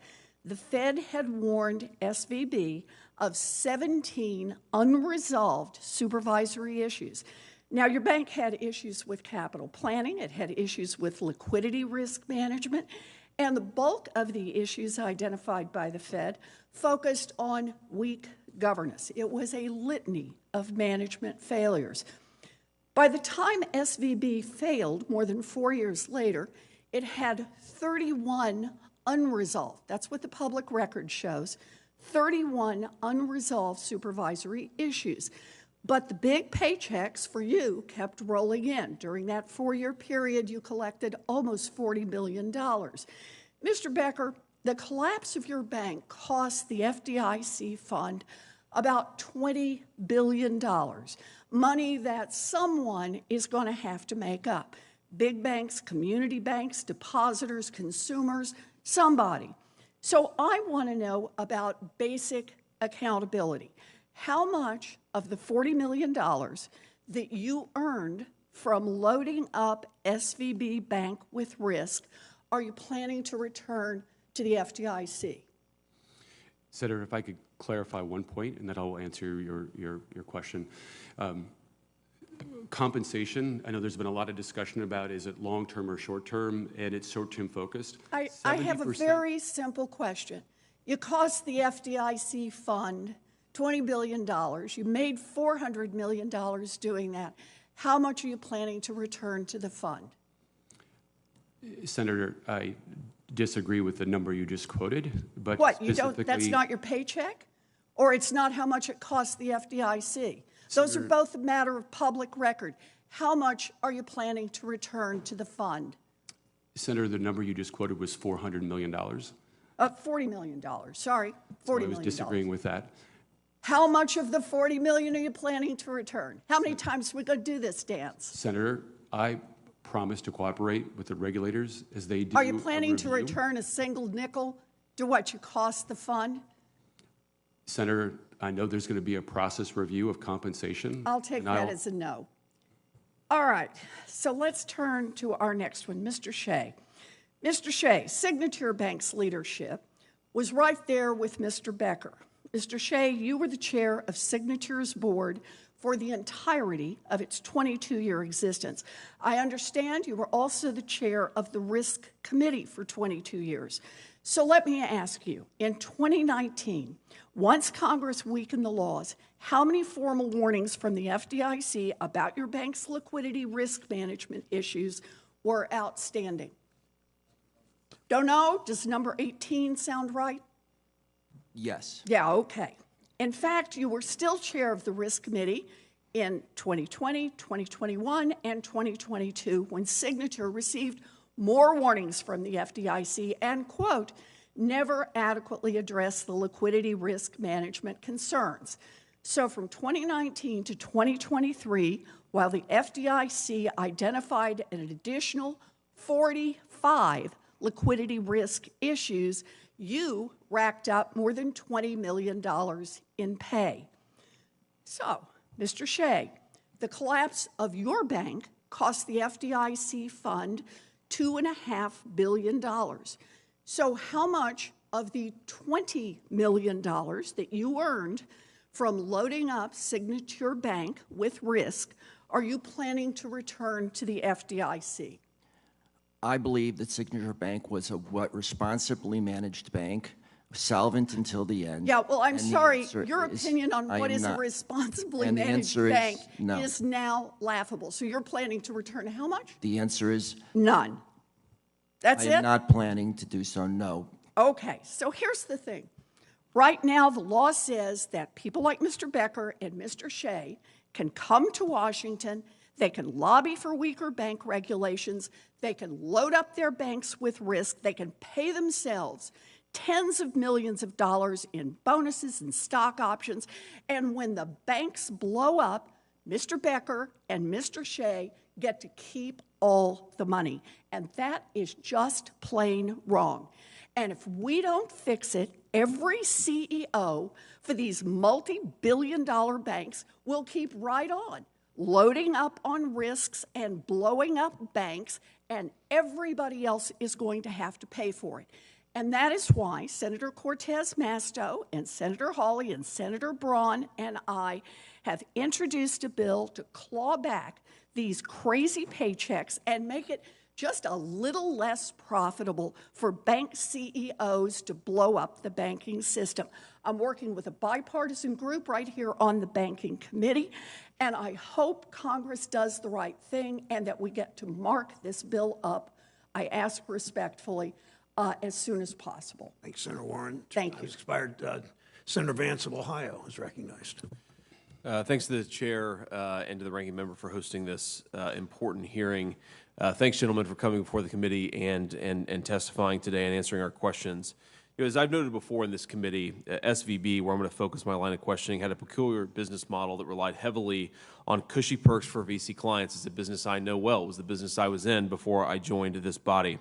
Now, this undoubtedly added their heavy concentration in tech and venture capital, but by now we all know that it exposed not just their own banks, but our entire financial system to a peculiar type of risk. It meant that Silicon Valley Bank had a large number of uninsured depositors relative to other commercial banks. It also meant that Silicon Valley Bank, it was engaged in a number of very risky business practices that eventually unwound the bank and led to the situation that we have before us. But if the executive's failure to manage risk wasn't enough, we've also seen some suspicious behavior in the lead-up and aftermath from the failure of your former bank, Mr. Becker, and that's why I want to direct my questioning to you. So just as a starting point, Mr. Becker, I want to focus more on the short term. Senator Warren was focused on the longer term here, but what were the amounts of your cash bonuses in 2021? Do you recall? 2021, I believe, was $3 million. And your cash bonus in 2022 was? $1.5 million. So in 2022 in particular, you paid yourself a $1.5 million cash bonus, even as the value of the company that you were managing declined by 2/3. That's not bad work if you can get it. As Senator Kramer and I were joking, we would be willing to screw something up for much less than $1.5 million. The stock price fell in 2022. So it's pretty clear the cash bonus was still $1.5 million, despite SVB stock falling by 2/3 that same year. Now, do you think it's appropriate to pay yourself $1.5 million when the stock of the company you manage declines by 65%? Senator, there are 2 points to your question. First Please. is that the determination of my compensation is made by the board of directors and their assessment. And the second part relating to this question on stock, I held roughly 5 times the amount of stock that I was required to, and so clearly I was impacted when the stock price declined. So, Mr. Becker, you say that the decision was made by the board of directors, so let's focus on them. Do you think that they were wise to award you $1.5 million in cash compensation bonus when the decline of the stock price was 65+%? Senator, I believe they looked at the performance against the goals that were set up, and they know that I was significantly impacted by the decline in the stock price. So, Mr. Becker, it's been reported on February 27th, you sold a significant amount of SVB stock. What was the total market value of the shares that you sold on February 27th, just a couple of weeks before your bank was put into receivership? The 10b5-1 plan that was entered into in January was for options that were set to expire. They were issued back in 2016, and they were options that would have expired in May of 23. But you sold the stock in February of 23. What was the price of the stock that you sold? The value, I believe, at the total shares was $3.6 million or $3.5 million. Okay, so about $3.5 million, literally weeks before your bank was placed into receivership. Do you think that was an appropriate decision to sell millions of dollars of stock a couple of years before? To Senator Warren's point, the FDIC was forced to come in and save your uninsured depositors to the tune of $20 billion? Senator, the stock sale, as I outlined in my written testimony, was made under a 10b5-1 plan that was done just after we released our fourth quarter numbers to protect against information that would be different over time. I signed off on it, and so did our legal team, to say that we didn't have material non-public information. So let's assume that it was illegal. I'm sure that if it wasn't, that information will come to light. Do you think it was ethical? Think about this. American taxpayers, American consumers are going to be paying higher banking fees because of the $20 billion that the FDIC put into Silicon Valley Bank. Do you think that it's ethical to take $3.5 million in stock sales just a couple of weeks before the bank fails? Senator, that plan was legally entered into in January. I understand it was legal. I'm trying to get into something a little bit deeper here. Did you have any idea 2 weeks before, when you sold the stock publicly, that something was amiss at your own bank, that you were weeks away from being placed into receivership by the FDIC? No, I did not.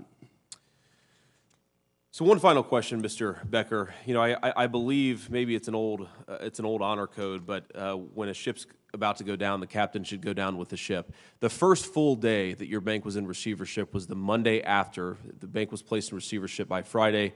The first full day was Monday. Where were you on Monday? Were you at the office in Silicon Valley Bank? Senator, I was terminated on Sunday, and I had no interaction with any of my team, and I offered to do anything I could to help the FDIC to market the bank, to find the best home for our clients and the best home for our employees. My wife and I made a decision. We decided we were going to go to one of two places to be with family. Either we would be with my family in Indiana or her family in Hawaii. So let me just follow. Go to Hawaii. Just one final question, Mr. Chairman, if I may. Just on that point, you were terminated on Sunday after the bank was put into receivership, Mr. Becker. You're saying the FDIC was not interested at all in your services or in your help the following week?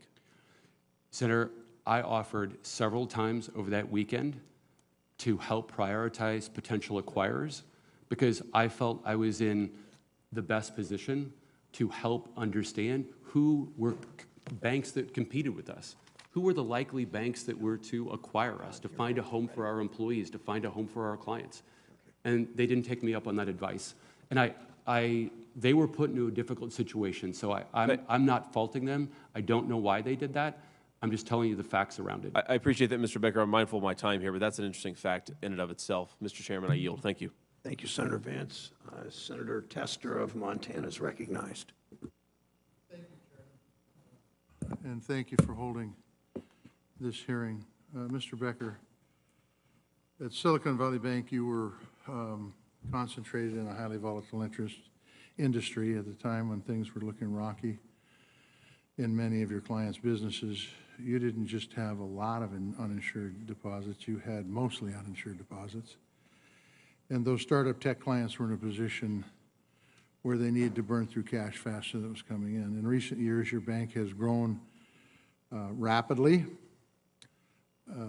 but investments your bank paired with that growth may have been safe assets, but they were going to rapidly lose value with interest rates increases that the Fed made clear and everybody in the industry knew was coming. The Fed had clearly signaled to any banker, to any investor, to anybody paying attention that to get inflation under control, they were going to raise interest rates. And in fact, you even sat on the San Francisco Fed's board of directors during that same time period.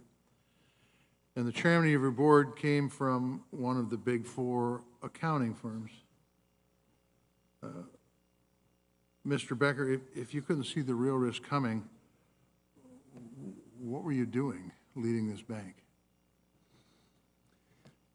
Senator, when the decisions were made to make the investments in the government-backed securities, that was in 2021 mostly, and that's when inflation was stated by the federal government as being transitory. That was the case all the way up until the end of 21 when we had already invested the majority of those securities in government securities. So you're in a situation where your bank increased in value, I will say exponentially. You could debate that, but it increased in value very quickly. You're in a situation where you're a high portion of your deposits weren't insured by the FDIC because they were over the limit. You were in a situation where everybody saw the economy moving forward, coming out of a pandemic, a lot of pent-up demand, and quite frankly, we saw Congress and others take actions. Your clients were highly concentrated in the tech industry. You invested a large portion into government paper. You had regulators that were telling you that you're going to have to change what you're doing or you're going to go broke. Maybe they weren't that blunt. Maybe they need to be that blunt. And it is my understanding that a bank in your size, the regulators literally have an office in your bank. Is that correct? Senator, as previously discussed, just due to the pandemic, most of the engagement was virtual. So you're saying that the regulators did not have an office in your bank? Most of the engagement was virtual, and to my knowledge, they didn't have an office. That probably would have changed as we were coming out of the pandemic and people were coming back to the office on a more regular basis. But at the time...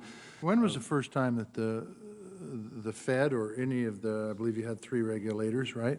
When was the first time they notified you that you had problems? Senator, I think about, the matters requiring attention or the feedback we get from regulators. Matters requiring attention. We're getting that on a regular basis. We're engaging the regulators, and we are being very responsive to the feedback they were giving us. So what you're saying is that, no, I would disagree that you were very responsive with the feedback they were given. Did you read the Fed report? I did read the Fed report. Okay, it shows that the regulators identified deficiencies, and then quite frankly, you didn't proceed with those deficiencies. I don't necessarily blame you for that, by the way, although I do. I blame the regulators. The regulators should have been standing on your front doorstep, not allowing you to go through the door until you fix these problems. So we'll take that up later, because I don't want the regulators to overreact and pinch all the folks that are following the rules to like happened in 08. But the fact of the matter is that it is very hard for me, and I am not in the financial industry, My folks, when I was raised, says if you can't afford to buy it, don't go to a bank. So I've not had a lot of work with a bank. But the truth is, it's hard for me to understand how somebody who's set on the Fed, somebody who is in tune with what's going on in the economy, somebody that had regulators telling them you've got stuff that has to be dealt with here, didn't take the kind of response that should have been taken. Now, whether it's you as president of the bank or whether it's people on your board of directors, I don't know what happened here, but the fallout of this, by the way, the fallout of this isn't just Silicon Valley Bank going down. It's the fact that we're going to have a lot of banks out there that are going to get the screws put to them because you guys didn't react to the recommendations that were made by the Fed and hopefully other regulators, but absolutely by the Fed. And I just don't understand how for 3 years this went on and nothing was done. And it ends up where that bank no longer exists, right? No longer exists. It does not. Thank you, Mr. Jester. Senator Daines from Montana is recognized. Mr. Chairman, thank you. I wouldn't trade you guys places this morning, I can tell you that. The failures of Silicon Valley banks, Signature Bank, and the general turmoil in the banking sector are the direct result of the failures of executives we have before us today, but it's also a failure of financial regulators. I served on an executive team of a financially sound company, but also publicly traded for many years. I know what it's like to be in an executive team as part of a publicly traded company. But let's not forget the inflationary environment sparked in no small part by the Biden administration's reckless spending over the past 2 years also were part of this crisis. To put a finer point on it, all of these groups failed to prioritize clear and present risks of this inflationary environment. I remember sitting in this same committee, the Finance Committee and others, and we kept hearing about this transitory nature of inflation when we were screaming that inflation is real, it's coming, and interest rates are going up. But here's the shocking point as we looked and kind of started to unpack what happened out on the West Coast is while all this is going on with these inflationary risks, mitigating risks from climate change was their priority from the San Francisco district while inflation was wreaking havoc on this economy. We went back and looked at their guideline bulletins they put out. You compare what the San Francisco Fed published last fall in San Francisco, in New York, in the 12th and the 2nd Fed districts. It was about climate change, was the top risk identified. The Federal Reserve's recent report did not examine whether there was any discrepancy in the quality of supervision across the various districts, but I think that's a very relevant question. Vice Chair Barr's review found that staff at the San Francisco Fed felt there was a shift in culture that contributed to a less assertive supervisory approach. We looked at the 12th district, the San Francisco Fed talked about climate change. It was listed, number one, priority, stacked ranked as the top risk back in October of last year. Compare that to the 5th district, the Richmond district, where they said rising interest rates might be the top risk factor. I mean, I did not come from the banking sector, but we were screaming about that here on Capitol Hill, saying rising interest rates are going to be a major risk factor for consumers in this economy going forward. Vice Chair Barr also simultaneously states that this was the result of tailoring following the passage of S-2155, that landmark bipartisan bill that was enacted into law in 2018. I think this is an overly broad conclusion without a review of whether this is something that occurred across all 12 Fed districts. I'd also like to see the Federal Reserve and the FDIC examine whether any specific individuals were negligent in their duties and should be fired. The executives sitting before this committee today lost their jobs, and I think this is appropriate given the harm caused by mismanagement. We should also hold negligent regulators to the exact same standard. Turning to my questions. Mr. Becker, Chairman Brown mentioned in his opening remarks, and you confirmed that at the time of SVP's failure, The bank had 31 unaddressed safe and soundness supervisory warnings, by the way, triple the average number when you compare to peer banks. Your testimony is full of metrics suggesting that SVB was comparable to its peers. Well, part of that could be true. There's clearly one metric where SVB was an outlier. You stated earlier in this hearing that almost all the deficiencies were addressed. So my question is, you can help us out on this, did you receive confirmation from regulators that these 31 deficiencies were adequately addressed? Written confirmation, verbal confirmation, some kind of confirmation? Senator, to be specific, my comments were about they were being addressed because part of the discussion is about were we responsive to the regulatory feedback that we received, and the answer that I gave is we were responsive to them. They were definitely not remediated. Okay, so they weren't addressed. Okay, so it was in process but not complete. Some of them would have been signed off on by. How many of the 31 would you say would have been signed off? Do you recall? That were signed off, would have been signed off by internal audit. Again, I don't recall specifically, but I know more familiar with the ones on liquidity. And liquidity, again, to the best of my memory, the vast majority of those were remediated and signed off on by internal audit. Lastly, it's well known that SVB did not have a chief risk officer, the CRO, for the last 8 months of 22. In your testimony, you mentioned that SVB's prior CRO was still available as a consultant until October of 22, and that you made several hires to supplement your risk management team. Can you explain why your CRO left the company, and did you lean on her services while she was in a consulting capacity? Yes, the feedback on looking to find a CRO with even deeper LFI experience was really at the beginning, end of 21, beginning of 22. And that feedback came from our regulators, from the board of directors, from internal audit. And so that feedback was given. We decided to make that change, again, with board input, and even before we made the change, informing the regulators that this was going to happen. My experience is that it takes to find the best executive 6 to 9 months to find that if you're using an outside search firm looking for the best person. We did 2 things to make sure that we had coverage. One is we created an office of this chief risk officer. Those individuals, which is the risk leadership team of the risk group, reported to me, and they reported into the chair of our risk committee. Second thing we did, to your point, we kept our chief risk officer on board as a consultant in case something came up. But the predominant oversight was really done by the office of the chief risk officer.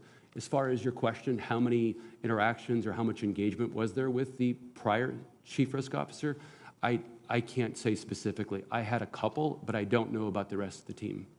Thank you. I'm out Thank you, over Senator time. Daines. The witnesses have asked for a bathroom break. 5 minutes, literally, we'll restart. So you're dismissed for 5 minutes, if that works.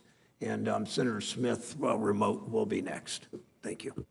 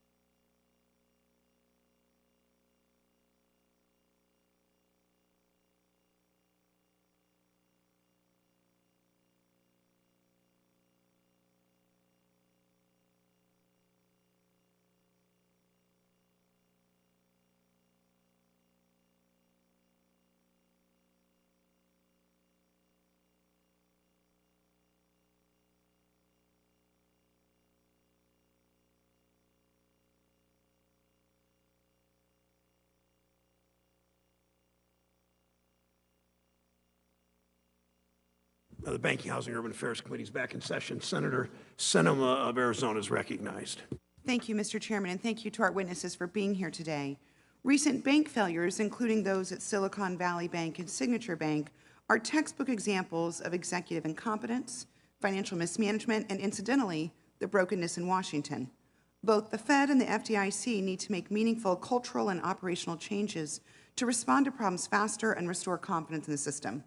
I'm an original co-sponsor of the bipartisan bill, the Financial Regulators Transparency Act, alongside Senators Warren and Tillis and other members of this committee. This bill will ensure we can hold regulators accountable to the cultural and operational changes they've pledged to make.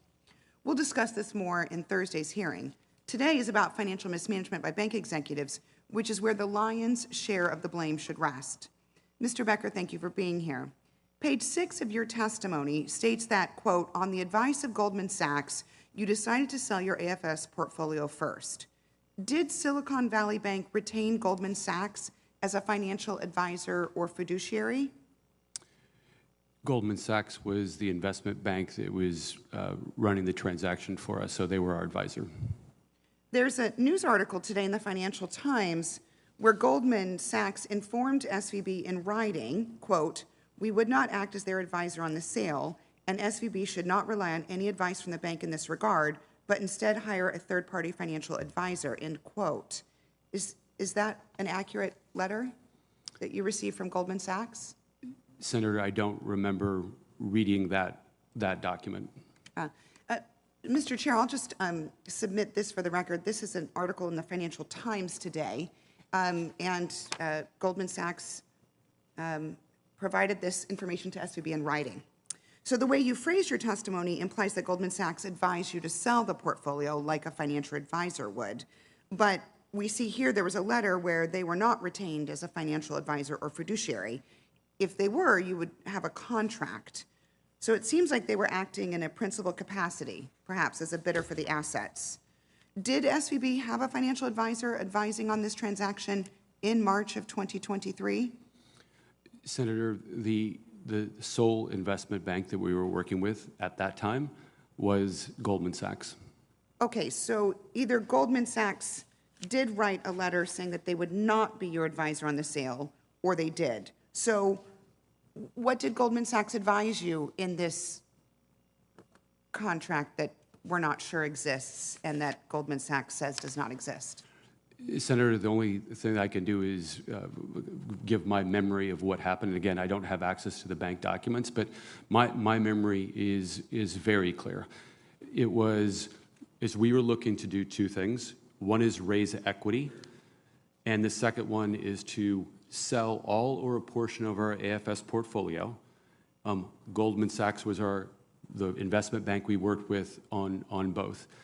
And as we were having the discussion with our board of directors, or specifically the special committee of the board that was really the ones working with the management team on this, the direct feedback that we received from Goldman Sachs is that to show the purpose for the fundraise, the capital raise, because otherwise our capital ratios and liquidity was strong, we would need to sell the securities first to show the loss and then to bring the capital on board later that day or the next few days. And was Goldman Sachs your advisor on that sale? On the sale of the securities? That you're just describing, yes. Goldman Sachs was the investment bank that we worked with on that. Mr. Chair, it might be useful to try and get a hold of this letter because Goldman Sachs says that they informed SVB in writing that they would not be the advisor on this sale. Your testimony faults the interest rate environment for your failure, but I find it fascinating that other institutions, all of which were dealing with the same interest rate increases, seems to have hedged better than SVB. So why do you think other banks survived in the same environment where your bank failed?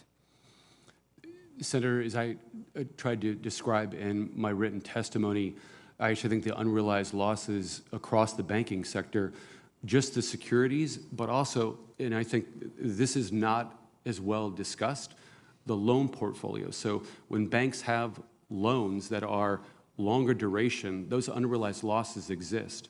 I tried to highlight the fact that our loan portfolio is short duration and was variable rate, 90% of it. So when you look at the entire balance sheet and you look at duration and interest rate risk, I think you have to look at all the assets on a balance sheet. And so our loans would reprice every day, or when rates would increase. So we benefited from that as rates went up. And so the discussion around the securities portfolio is because it was really offsetting the variable interest rates we had in our loan portfolio.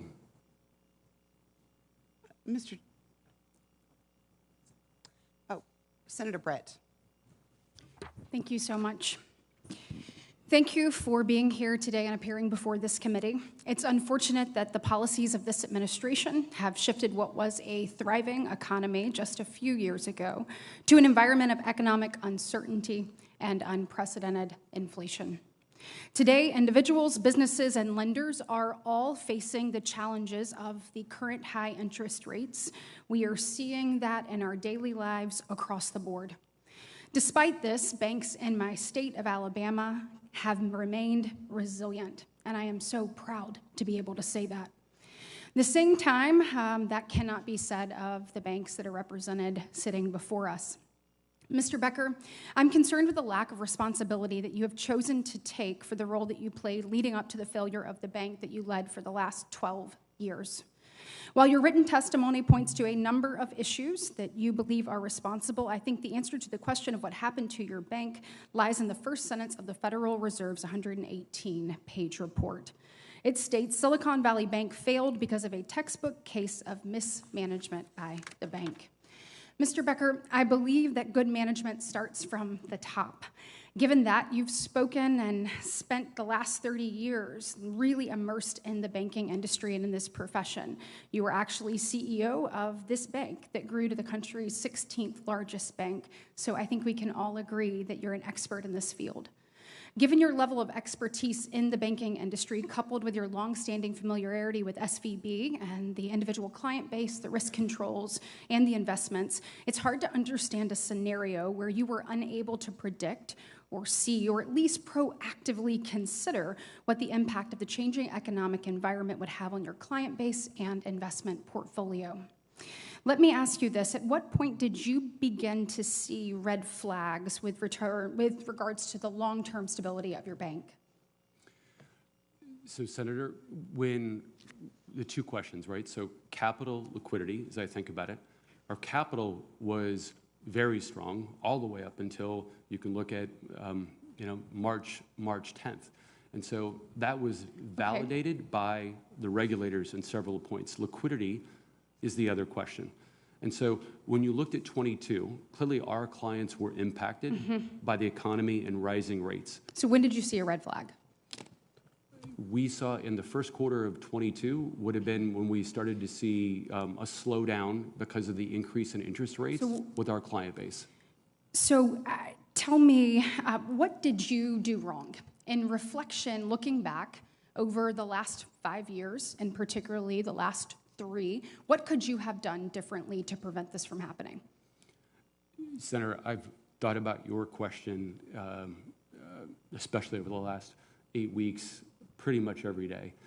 And, it's amazing. I mean, hindsight, we can look at the fastest rate rise Absolutely, in 40 years. and that's what I'm asking you to do. In hindsight, what could you have done differently? We can have the best quarterback in the entire country win a Super Bowl. He even goes back and he dissects film to see when he should have stayed in the pocket longer, when he should have moved here. Everyone does this, especially the teams that lost. You lost, and you lost big. When you dissect that, what could you have done differently? Senator, I think about when we were making the decisions, so the investments, and when our team made those decisions, I truly do believe that we made the best decisions we could. So you think, I only have a minute and 19 seconds left. Let's get to it. There is nothing you think you could have done differently. Senator, if the... No, yes or no? Is there anything you could have done differently? If the team would have known it was going to be the fastest race in history, I believe they would have considered different decisions. So you still take no responsibility for any of this? Senator, I was the CEO of Silicon Valley Bank. I take responsibility for what ultimately happened. Okay, if you take responsibility, then will you give that $1.5 million bonus back? Senator, as I previously said, I'm going to cooperate with the process that. But I mean, will you do it? You don't have to. I mean, will you do it? Let's say they say, no, you don't have to give it back. Will you give it back? Because you said you care about your 8,000 employees and their families. You say you care about everything you've put everyone through. There are CEOs in banks all across this country that are having to pay up for your mistake. You said you went to Hawaii. Did you have a chance to walk on the beach, sit on the beach? And when you did you think about what you've done to these people? And if so, will you give back the $1.5 million from your FY 2022 performance? Senator, as I previously said, I'm committed to cooperate with the process, with the regulators and other agencies that I know are going to be looking into that specific question. Okay, well, I hope even if for whatever reason they say you don't have to, I hope that you dig deep and you decide that that needs to be somewhere besides in your pocket. Thank you. Thanks, Senator Brett. Senator Cortez Masto, who's waited a long time, from Nevada's next. Thank you. Thank you, Mr. Chair. Let me continue the line of questioning from Senator Britt, and so many I've heard this morning of my colleagues. Let me just ask you this, and this is from the May 11th, 2023 GAO report, the preliminary review of agency actions related to the March 2023 bank failures. Let's start with SVB. There's a statement in here that they say that SVB had exposure to interest rate risk through the investment in longer-term securities to generate yield against its deposits. According to the Federal Reserve Bank of San Francisco staff and examination documents, the bank did not effectively manage the interest rate risk of the securities or develop appropriate risk management tools for the risk. Federal Reserve and FRBSF staff noted that the SVB bank failed due to ineffective management of its deposits and assets. Mr. Becker, do you agree with that statement? Senator, I think it's important, as I mentioned earlier, yes to or look no? at, Senator, I believe that our team, our ALCO team, Finance Committee, our Treasury team, made the best decisions they could with the information they had at the time. So do you agree with that statement? Yes or no? Senator, I have to go back and just reiterate that the decisions were we were made by our team of people, and I believe they made the best decisions they could. So you disagree with that statement? I believe we were responsive to the regulators' feedback, and I believe our team made the best decisions they could. Let me ask you this, Mr. Shea. The Signature Bank had exposure to deposits from the digital assets industry. This is, again, according to the GA report. According to FDIC officials and examination documents, poor governance and risk management practices prevented the bank from adequately managing its liquidity risk. FDIC officials noted that poor governance and unsatisfactory risk management practices were the root cause of Signature Bank's failure. Do you agree with that statement? I can't speak for the regulators. I can only speak for myself as terms of what I think the root cause was. And I think the root cause of Signature Bank's, the run on Signature Bank was due to a panic that So can I I had ask never you, you seen before disagree in my life. with the statement that it was poor governance and unsatisfactory risk management practices by you and others at the bank, is that correct? I can't speak for the regulators. I can only I'm not speak asking you to from my speak for the regulator, I'm perspective. asking you to speak for you. Do you think that the poor management of you and your staff contributed to the failure of the bank? I think the root cause was the panic that took place in a few hours on. So you disagree? You think it was the I root, think the bank was the run on the bank? I think the You think it was board- the run on the bank that caused the failure? Is that what you're telling me? The run on the bank. Okay, Mr. Howe, do you disagree with GAO's statement here that the bank's failure had to do with the poor governance and unsatisfactory risk management practices? I don't believe that there was mismanagement at the bank. I do feel that it was the unprecedented events that happened after the seizure of Silicon Valley Bank in the midday on Friday, March 10th, that led to an unprecedented level of withdrawals by depositors that day. And all three of you, as you sit there today, you believe your bank failures were caused by the runs on your banks. Is that correct, Mr. Becker? Yes, the unprecedented. Is that correct, Mr. Shea? I believe it. Yes or no? I believe it was caused by the run. Mr. Howe, do you agree your bank failure was caused by the run on your bank? That's correct. Okay. So what do you think are the appropriate penalties that should be assessed against executives and board members whose banks actually fail, not due to a run on a bank? Mr. Becker. Senator, I believe that answer to that question, that decision is to be made by this committee and the regulators. So if it's due to poor management, do you think there's any penalty that should be assessed to the executives and board of directors?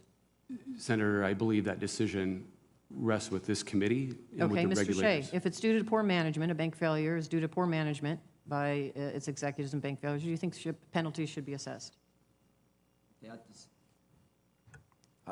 That decision should be assessed by Congress and policymakers. Mr. Howe? I believe there's legislation being discussed now, and I really have no position on that.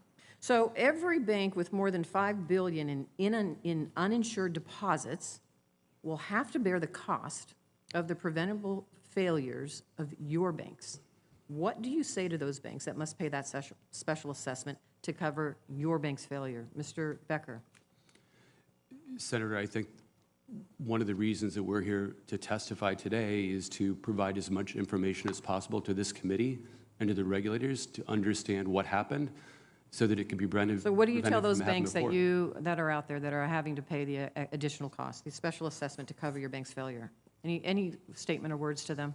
Senator, as I mentioned in my both written testimony and oral testimony, I'm clearly sorry for the impact that SVB has had on clients and including small business, including small banks. Mr. Shea? I don't have a response. I don't know. Mr. Howe? I have no position on that. So let me ask you one final question, Mr. Becker. If you believe that the failure of your bank was due to a run by individual investors, what was the cause of that run? I think there were several things that are, again, what I tried to describe, it was a series of unprecedented events. It wasn't Give me one thing. What was the cause of the investors to run on your bank, to take their deposits out?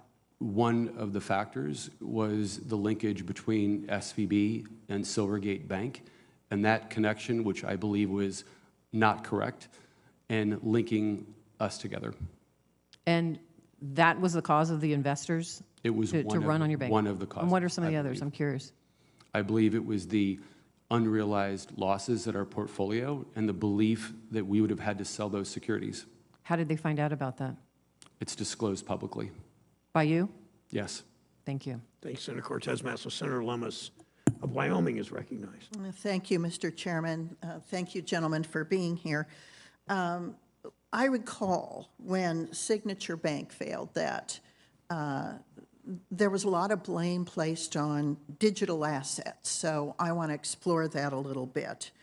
Mr. Shea, you put a lot of emphasis in your testimony on your customers in the digital asset industry, and you mentioned in your testimony digital assets 10 times, implying that digital assets was a driver of Signature Bank's collapse. So I want to explore that a little bit. Did Signature Bank hold digital assets? I didn't. Signature Bank did not hold or custody any digital assets, but I just want to clarify And one thing. did you trade digital assets? No. So the point here is you had depositors that were in the digital asset industry, correct?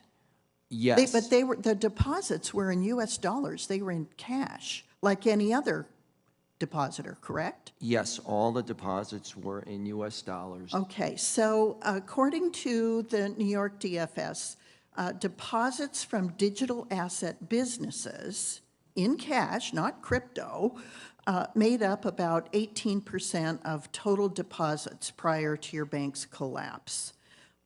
Also, according to New York DFS, outflows on March 10th were relatively proportional, meaning depositors who had nothing to do with digital assets were responsible for the significant majority of withdrawals during the run. Do you agree with that statement?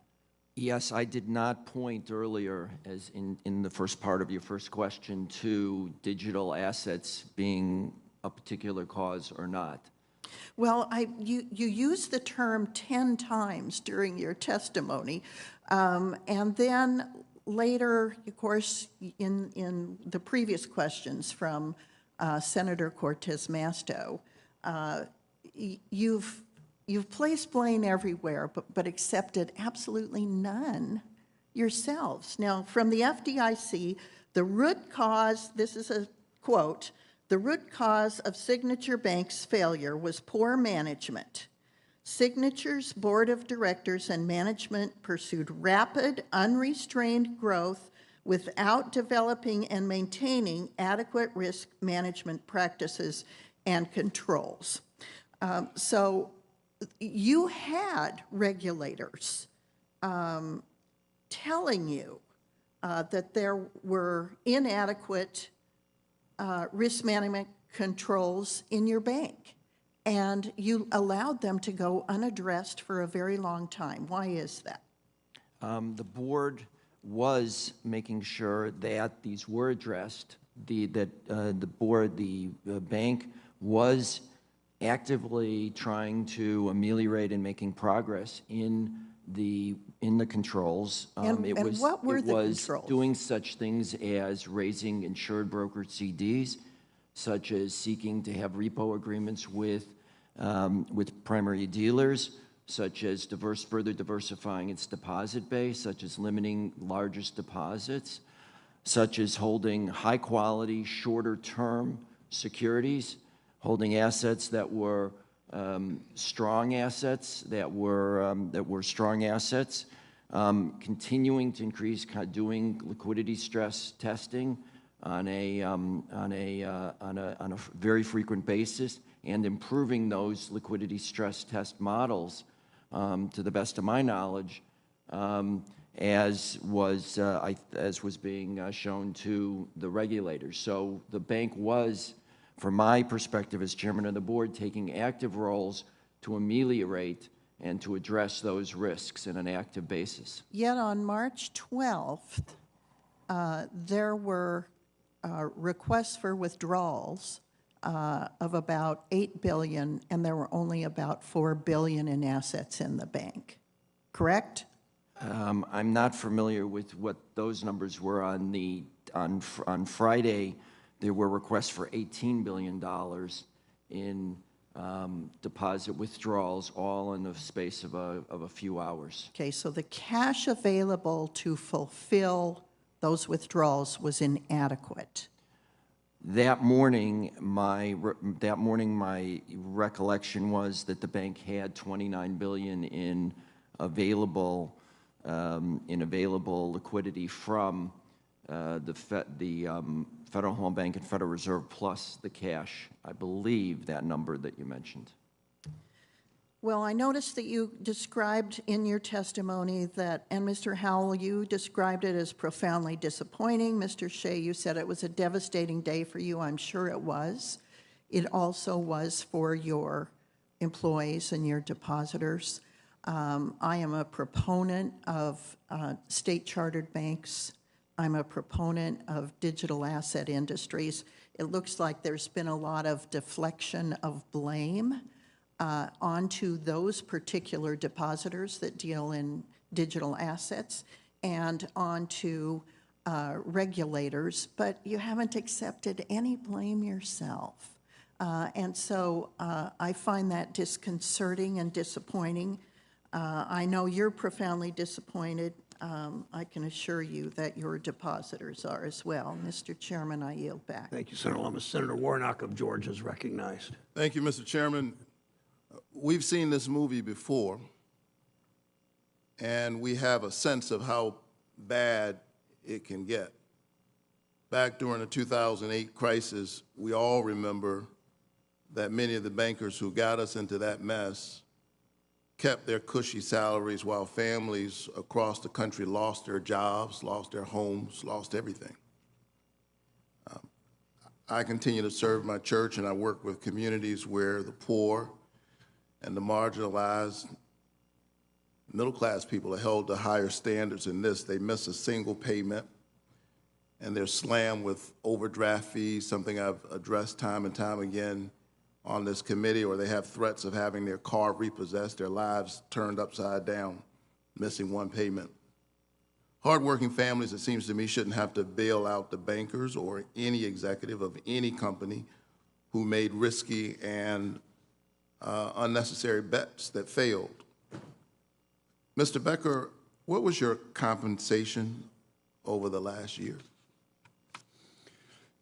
Senator, as of our proxy for 2022, my compensation that was listed there was, I think, $9.9 million. Okay, so close to $10 million, somewhere in that ballpark. If I could clarify one point, Senator, 70% of that is tied to long-term compensation. So just to clarify, that would have been paid out over 3 to 4 years, not in the current year. It's still a lot of money. Yes, it is. Yes or no, because we have limited time. Do you believe that poor management and decision-making were principal factors in your bank's failure? Senator, what I tried to articulate in my written yes or no, testimony. do you believe that poor management and decision-making were principal factors in your bank's failure? Yes or no? Senator, I believe it was a series of unprecedented events that all came together in the fastest bank run in history. Did you make any poor decisions? Senator, based on a previous question that was asked about looking at in hindsight, I truly do believe that with the information we had at the time when we made our decisions, that we made the best decisions that we could have. Yes or no, did you consider the consequences of your decisions on the wider financial system? The number of uninsured deposits you had at your bank, the issues that have already been raised here. Did you consider the consequences of your decisions for these ordinary folks that I'm talking about back in Georgia who would lose their home, lose everything over much smaller lapses, who are just trying to hold it together? They don't have the high-class problem of $10 million over a few years. Did you consider them when you were making your decisions? Senator, the uninsured depositors that you mentioned, that has been consistent at SVB for as long as I've been involved in the organization. Do you think it's fair for small businesses and families to face additional burdens as a result of your failures? Senator, as I mentioned, I'm sorry for any impact that's happening with clients or employees, shareholders, to include small business. Right. So I understand that the board sets your pay, but you still hold responsibility here. I've heard your answer to my colleagues this morning that you will comply with regulations and legal enforcement if forced to return compensation. I guess I want to ask a slightly different question. In the wake of your failure, do you think it's right for you to keep that money?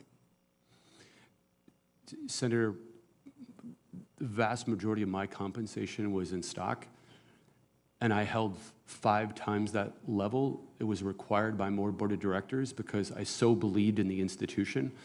On March 10th, that went to 0 because I planned to keep it until after I retired because that's how much I believed in the institution. So you think you should keep the money, the compensation? Is that the answer? Senator, the point I'm making is that I have been impacted by the stock and on March 10th when the stock went to 0. So, you know, I guess my point here is that it seems to me that as we think about this and we look at what we've got to do going forward, we've got to center the concerns of ordinary people. You know, people who are just trying to make it, like most Americans, most Georgians, from paycheck to paycheck. Those are the folks I'm thinking about, and I'll be considering as we think about what we need to do moving forward. Thank you so much. Senator Fetterman's recognized from Pennsylvania. Thank you, Mr. Chairman. Yeah, you know, and I'm also, right, Chairman, I'm the last one speaking tonight on the... Go for it.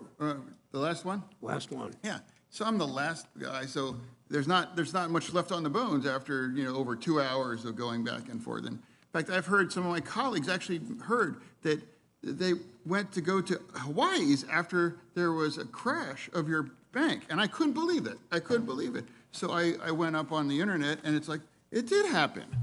It did happen. It did happen. And that's in Fortune. The second biggest bank in U.S. history collapsed and chose to go to Hawaii on that. Yeah, I've never been to Hawaii, and neither has my family. I guess I haven't cranked crashed a bank, you know.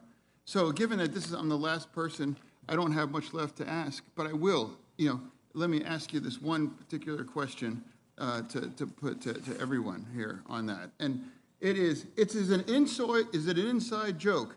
No matter how incompetent or how greedy, the government will always bail you out when your bank crashes. I mean, everyone has to know that, right?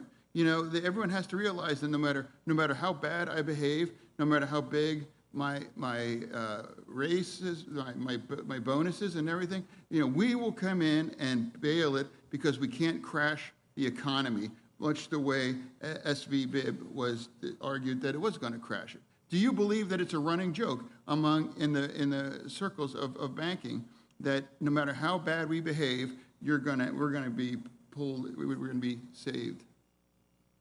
Take it, anyone. Senator, I don't believe that's the case. Really? Like because every bank, you seemingly that crashed, it's like, hey, we could bail him out. Yeah, this one, you know, crashed. We'll bail them out. So far, everything's been true. So doesn't it feel that now, if a bank really believed that they wouldn't be bailed out, now after bailing them out, these couple of bailouts, they are going to? Do you believe that that is not outrageous? That no matter how deplorable your performance is, you are made as whole, and all by test papers. So what do you believe? What if we didn't come out and bail out your bank? What would have happened? So, Senator, I would answer the question two ways. One is, I think when people mostly talk about what you just said, it's talking about shareholders, and our shareholders lost their value. From a client perspective, I believe it was important and advocated for our clients to be protected. I believe the implications would have been significant. I think the ripple effect that could have happened in the banking industry would have been greater than was already there. I think small businesses would have been significantly impacted. And so I believe that that was appropriate, but obviously I was not part of that process and that decision. Is it staggering? Is it a staggering responsibility that the head of a bank could literally crash our economy? It's astonishing. That's like if you have, I mean, like, and they also realize is that now they have a guaranteed way to be saved by how, you know. So it's you know, isn't it appropriate that this kind of control should be more stricter to prevent this kind of thing from going? Or should we just go on and start bailing and sailing whoever bank, regardless of how their conduct is?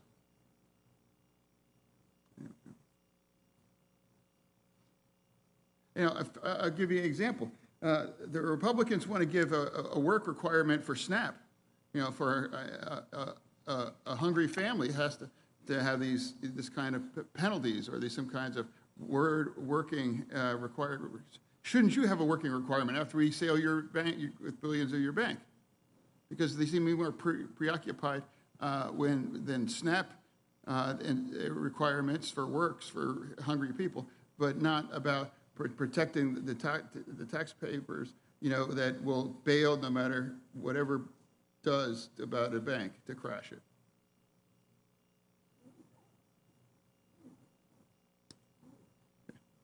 Chair? Thank you, Senator Fetterman. Didn't see an eagerness on the panel to answer your questions. Thank you. I'll close the hearing. Mr. Becker, you've blamed pretty much everyone else for SVB's failures. We've heard that from people on both sides of the aisle, the Fed, your employees, the board, social media. It's hard to believe a 30-year bank executive and CEO for 12 years should have needed a roadmap from the regulators to find the obvious problems that needed to be fixed and weren't. Both banks sadly suffered from an unwillingness to fix known problems. The hearing certainly proved that. I think we already thought that. I expect these failures will be a warning to other executives to think about the long term and to address problems, whether or not the regulators have identified them multiple times. Thank you for the witnesses for your testimony. For senators who wish to submit questions for the hearing, those questions are due 1 week from today, Tuesday, May 22nd. Witnesses, please submit your responses to questions for the record 45 days from the day you receive them. Thank you again for your testimony today. The hearing is adjourned.